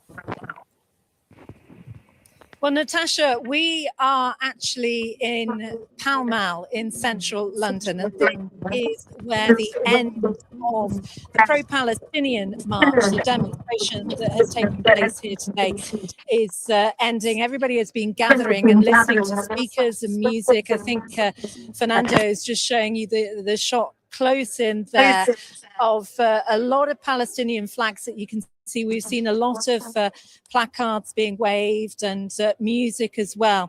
And this is actually an annual rally to commemorate the Nakba.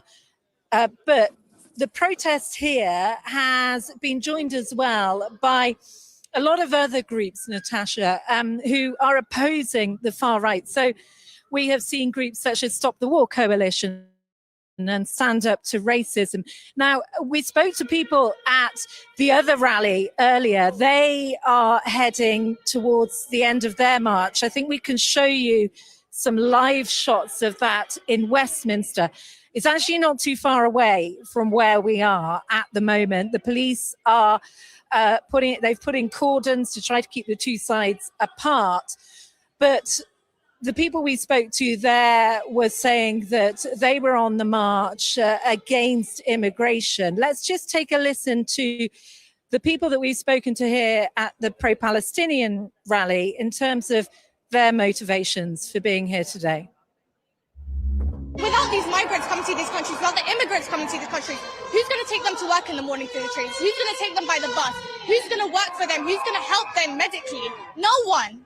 We are the ones helping them. I'm Palestinian, and it's very important for solidarity for Palestinians because they have been getting killed for over 78 years, and it's time to stand up for us.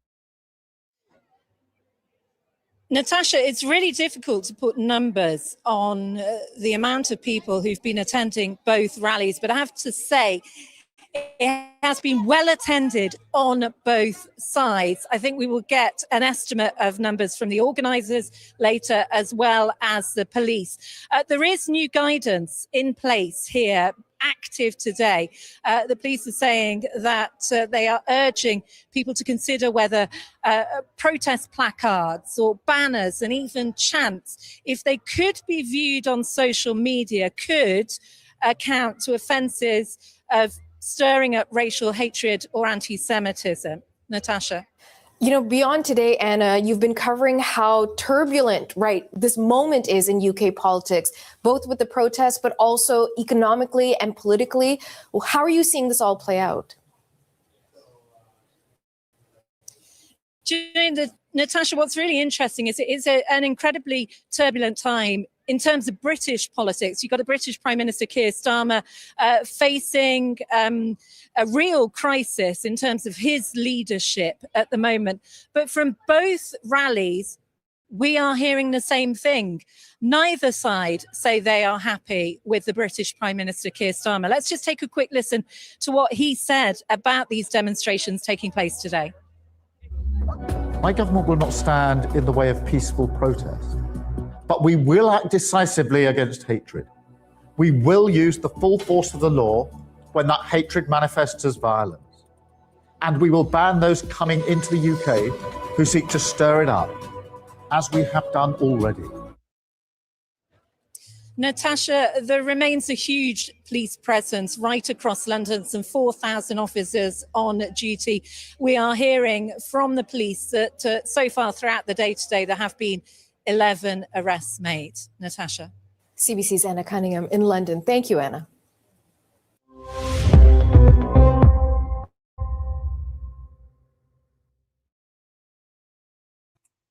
Okay, girl. So that was a nice, little short video. But go ahead. Would you like to explain some more? Because I know, you have the inside look as far as what's going on, what has been happening over the years. So can you just explain a little bit more of that for us as far as what's going on there in the UK?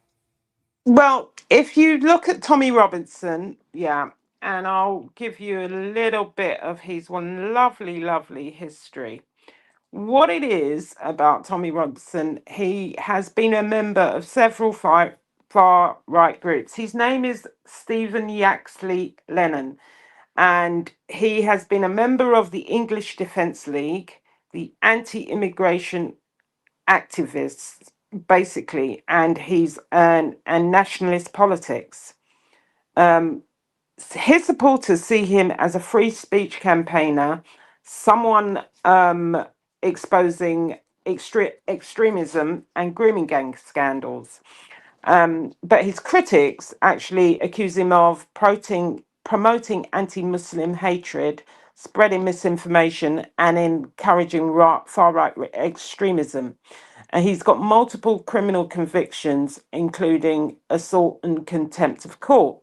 Now, the key thing about Mr. Robinson, if I tell you who he has connections to in the US, you'll understand his politics. So he's been on Breitbart News with Steve Bannon. He's appeared on The War Room, Tucker Carlson, and Tucker Carlson referred to him positively in discussions about immigration, Islam, and free speech. Another person that he's been on InfoWars with Alex Jones. He's also was supported by, because he was recently in prison, guess what? Space Karen himself, Elon Musk. And basically, so you know where his politics are. The problem is that just like you're having here, when people feel that their pockets are empty, when food prices are going high, the biggest target is always migration. And the point is, as the lady said, immigrants do the job that a lot of people that were born in the UK don't want to do. They're the care workers, they're the hospital workers, they're the cleaners. They do all those jobs that people don't want to do. So if you want to get rid of migrants, I don't know who's going to do the work for some of these jobs that people won't do because they're so low paid. I'm not saying it's only immigrants that do that job, but this big push of the far right globally it's far reaching. And if you, like I said, if you see who this man is attached to, the people that support him, even in the US, I can't remember who the woman was who they blocked from coming in, because they do block certain people from coming into the country if they think they're far right agitators or even far left agitators. But there were at least 11 people blocked. Now the problem is like the US, people are dissatisfied with what's going on with Keir Starmer. I think it probably is going to result in a change of leadership.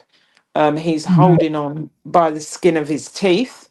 But meanwhile, this leaves room for these type of far-right agitators to blame everything that happens on migration and asylum seekers. And what people don't actually understand, in the UK, a lot of people, you could marry someone from abroad. There are certain countries that if you were a citizen in the UK and you marry a person from certain countries, not all countries, you and that person are not entitled to government or state benefits for at least 5 years. So everybody seems to think that everybody who's, married to an immigrant is basically sponging off the state, the welfare queen kind of thing. And it's mainly misinformation that is spread by people like this man. Right. Because they want division, not unity.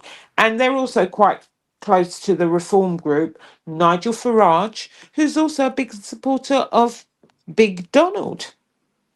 So you can see where it's going. But I mean, we'll have a deeper conversation about the UK and the UK politics when we have more time. We just wanted to show you that there was a march going on in central London yesterday, and the police were worried about problems, but nothing much happened. I think, about 40 arrests or something. But it's the thing that they do about, the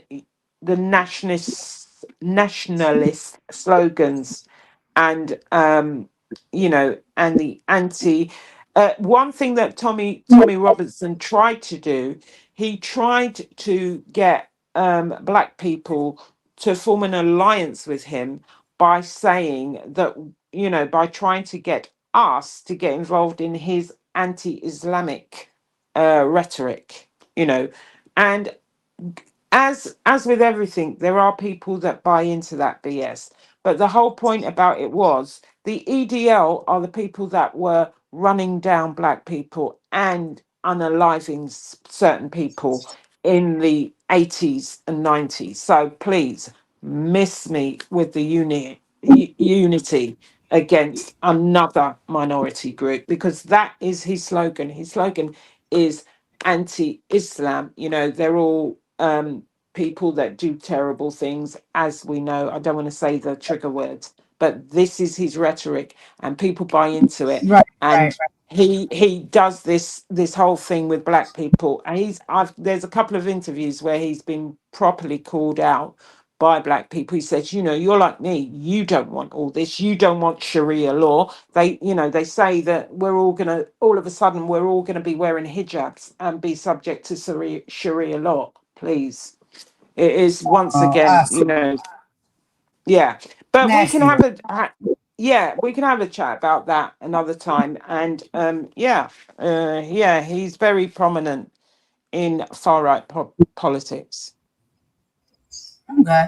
Well, I did find one more video. I do have time to go ahead and play. I had some additional time added on, so I apologize. But we will get those other two subjects. We'll add those into the next one.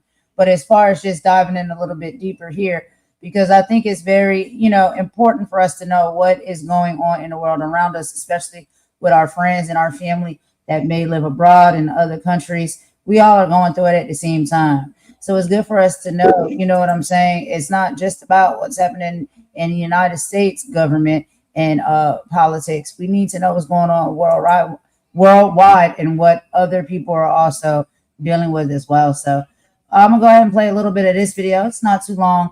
It's just about 3 minutes and 51 seconds. It does hone into a little bit. I can tell you before you play that, Valentina Gomez, the anti-Islam MAGA influencer, she was blocked from coming into the country. And then there was a Dutch far-right person, a Polish far-right person, and a Joey Manorino, a US conservative MAGA media personality. These people were turned away at the airport, said, no, thank you. Hold on, let me see if I can get that real quick, because we can take a look at some of that coverage. All right, let's see. All right. So we're gonna do this 3-minute video, and then we're gonna wrap it up. We'll do our final thoughts. Yeah, after this 3-minute video, we could do some final thoughts, and then we'll wrap it up. Yeah, and then we'll see if we might do something a little later. We'll see. Yeah. All right, let's go ahead and get into this one real quick, y'all, and then we'll be right back.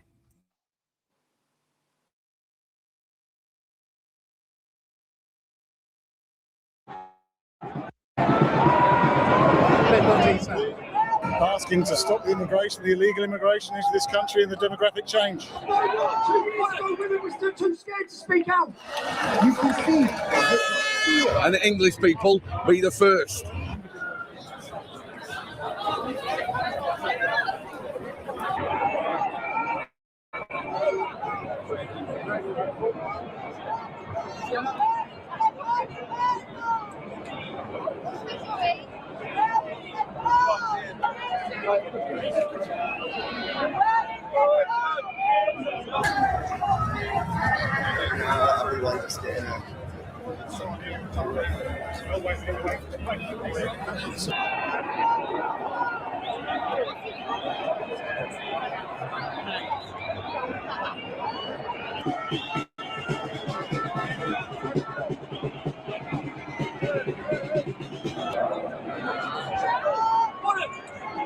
Basically, stop the boats, leave the ECHR, firstly and foremost, and let Britain and the English people be the first. I'm 59 years old, yeah, I haven't done well myself, but my wages have gone right down. And the energy, stop Ed Miliband, stop him. It's costing this country an absolute fortune.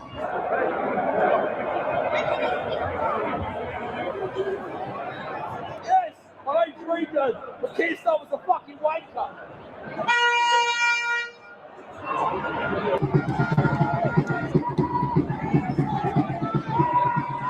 The demographic of this country is changing without us being asked about it.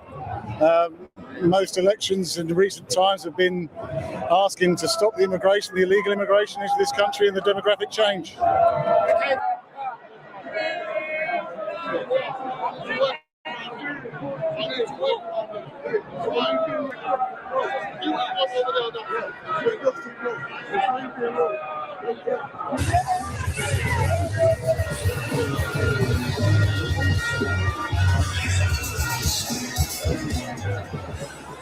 you going to join them on the 4th of July, ladies? Do you know what? 2 years ago, women were still too scared to speak out.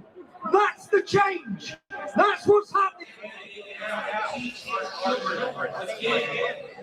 Have achieved today. I'd also like to congratulate my community for standing with number 10.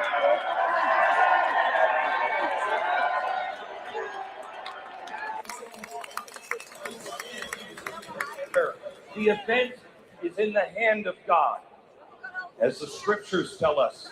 As if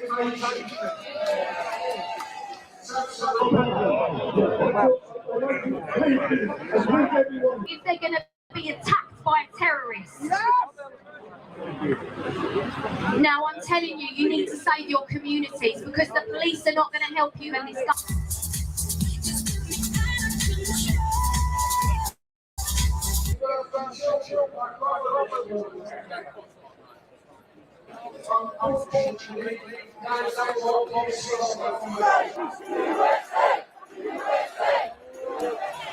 full awakening happening right now. Something huge is happening.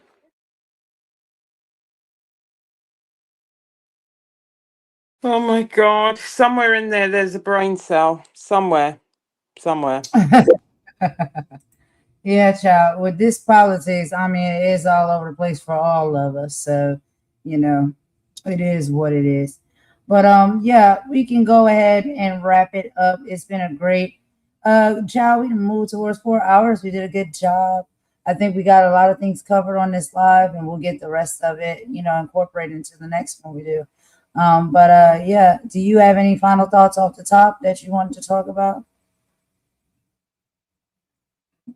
Well, I just really wanted to say the message is simple today. You know, being courageous is contagious. Fighters win. And I mean fighting for your vote, fighting for your rights, fighting for what is due to you. And when people push back together, this 1% billionaires, they don't get the last word. You know, they can try and carry on with their corruption, their consolidation, driving up the cost of living, but there's going to be accountability.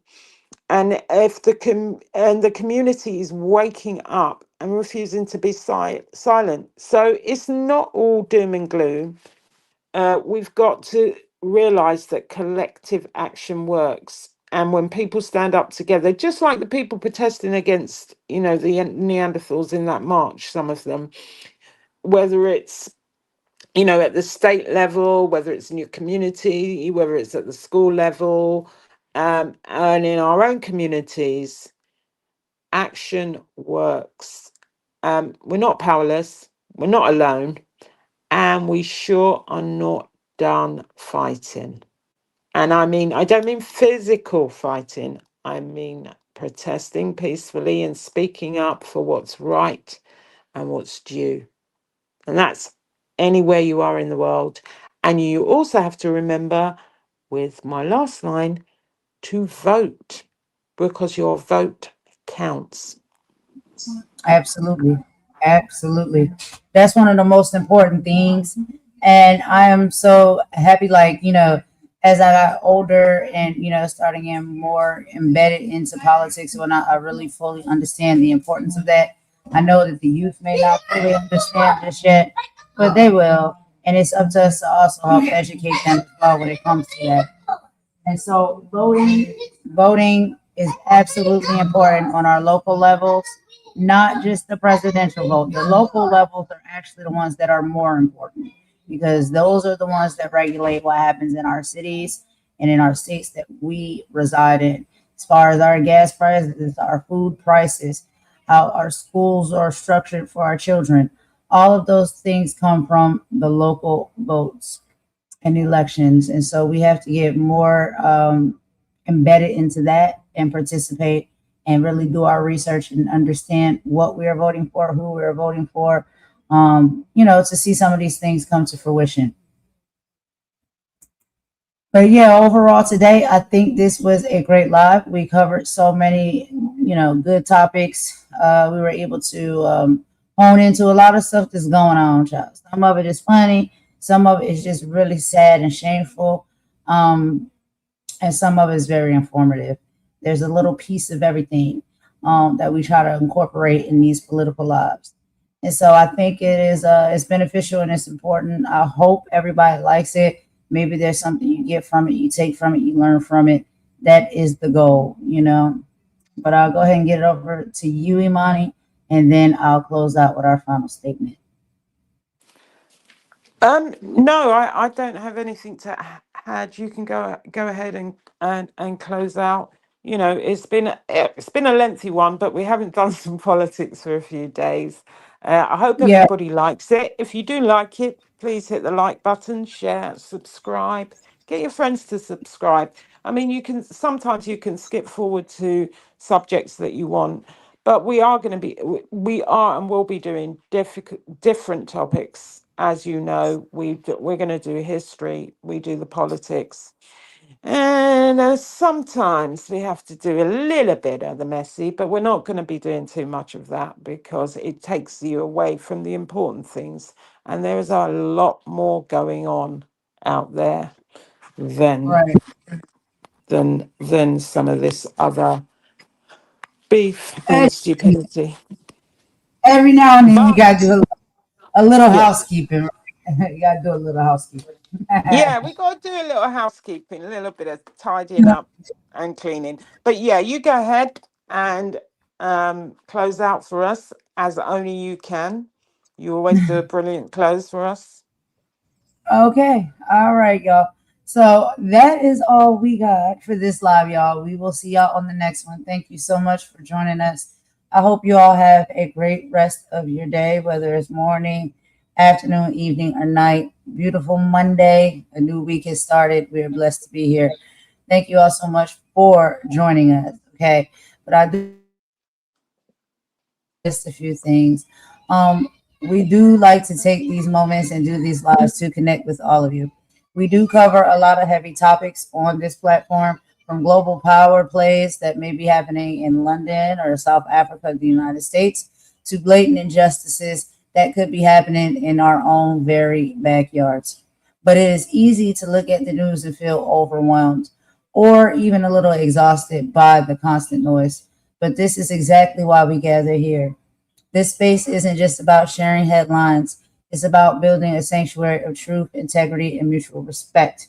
When we see leaders standing 10 toes down about racism or communities globally standing up for what they believe in, it is a powerful reminder that we are never powerless. Our voices matter, our awareness matters, and how we protect our peace and our minds matter as well. So thank you for bringing your energy, your hearts, and your brilliance into this space today. We don't take your time for granted, and we love the community that we're starting to build here together. So one rooted in excellence, unity, and real accountability. We wish for you all to stay safe, stay blessed, and always remember to walk in your royalty. We love you guys, and we will see you on the next live stream. That is all we got for now. So Golden and Imani out. Bye. And we'll end it with about per usual. All right, y'all. Bye-bye. Soon. Bye.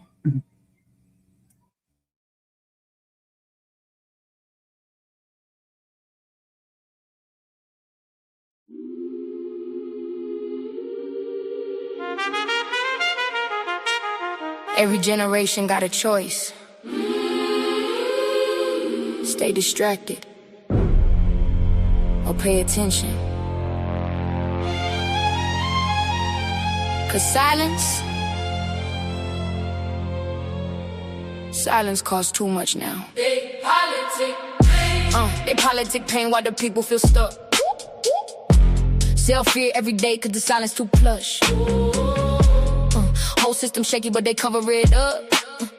Truth hit harder when the pressure build up. Can't fool souls, I remember them lies.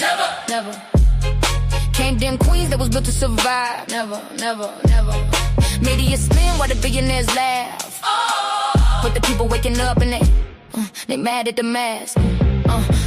Everybody tough with a camera and lights till accountability step in the sight. Whole lot of threats just to boost up views. Whole lot of bitterness hidden in news. See, weaponized followers, digital smokes, and mobs to attack and disguise it as jokes. That ain't influence, baby, that's fear. Weak arguments scream when the facts ain't clear, and the algorithm love all the chaos. Reward the mess while integrity lost. Now everybody yelling over each other. Nobody building, just dragging another. Truth don't trend when corruption profitable. Rage get boosted 'cause outrage marketable. That's why they flood timelines with confusion. Keep people distracted from the real intrusion. Clock it, read deeper, wake up. If they can shake the narrative, they can shake public belief. And if they keep you exhausted, you won't question what you see. They politic pain while the people feel stuck. Self-fear every day 'cause the silence too plush. Whole system shaky but they cover it up. Truth hit harder when the pressure build up. Pressure can't fool souls that remember them lies. Royalty can't dim queens that was built to survive. Never. Media spin while the billionaires laugh. But the people waking up and they mad at the mask. Yeah, Michelle held grace while they mocked her name. Now they cry foul when the heat done changed. Funny how compassion suddenly matter when the same fire touch they ladder. See, boundaries healthy, that ain't revenge. Can't stay silent and ask us defend. Black women carried whole nations on back, still get disrespected right after the facts. And Elon got checked by the people abroad. Money can't erase where you came from, dog. South Africa said, nah, not today. That's what happened when ego lose touch with pain. Meanwhile, Congress still talking coded. Old hate recycled, carefully quoted. Jim Crow language, dressed up cleaner, still the same poison underneath demeanor. Justin Jones sounding alarms for votes, 'cause race disappeared when nobody spoke. Target young folks, black folks, poor folks too, and call it law when they silence you. Protect the vote, that part, we see it. Facts. Yeah. They call propaganda primetime news, then gaslight pain to the public confused. Tell the victims calm down and behave while the powerful profit off anger and rage. But I peep game. Every headline, every dog whistle, every rewrite of history. London outside and the tension explosive. World so divided but nobody noticed. National flags while humanity bleeding. Everybody screaming but nobody healing. And media ownership dangerous too, 'cause truth get buried when power choose. If politicians control what you hear, then democracy dying slow through fear. That's why activists targeted first. Independent voices considered a curse, 'cause educated people hard to manipulate and systems built on fear eventually break. See, it's bigger than left or right. It's about truth versus manufactured hype. About teaching kids how propaganda sound and questioning power when it circle around. 'Cause they profit from panic, profit from hate, profit every time communities separate. But unity dangerous when the people informed. That's why they distract us with culture wars. Yeah. They politic pain while the people feel stuck. Self-fear every day 'cause the silence too plush. Whole system shaky but they cover it up. Truth hit harder when the pressure builds up. Stand up. Can't fool souls that remember them lies. Never. Can't dim queens that was built to survive. Never. Media spin while the billionaires laugh. But the people waking up and they pulling off masks. Protect your peace. Protect your people. Protect your mind. 'Cause once you learn how the game is played, you can never unsee it.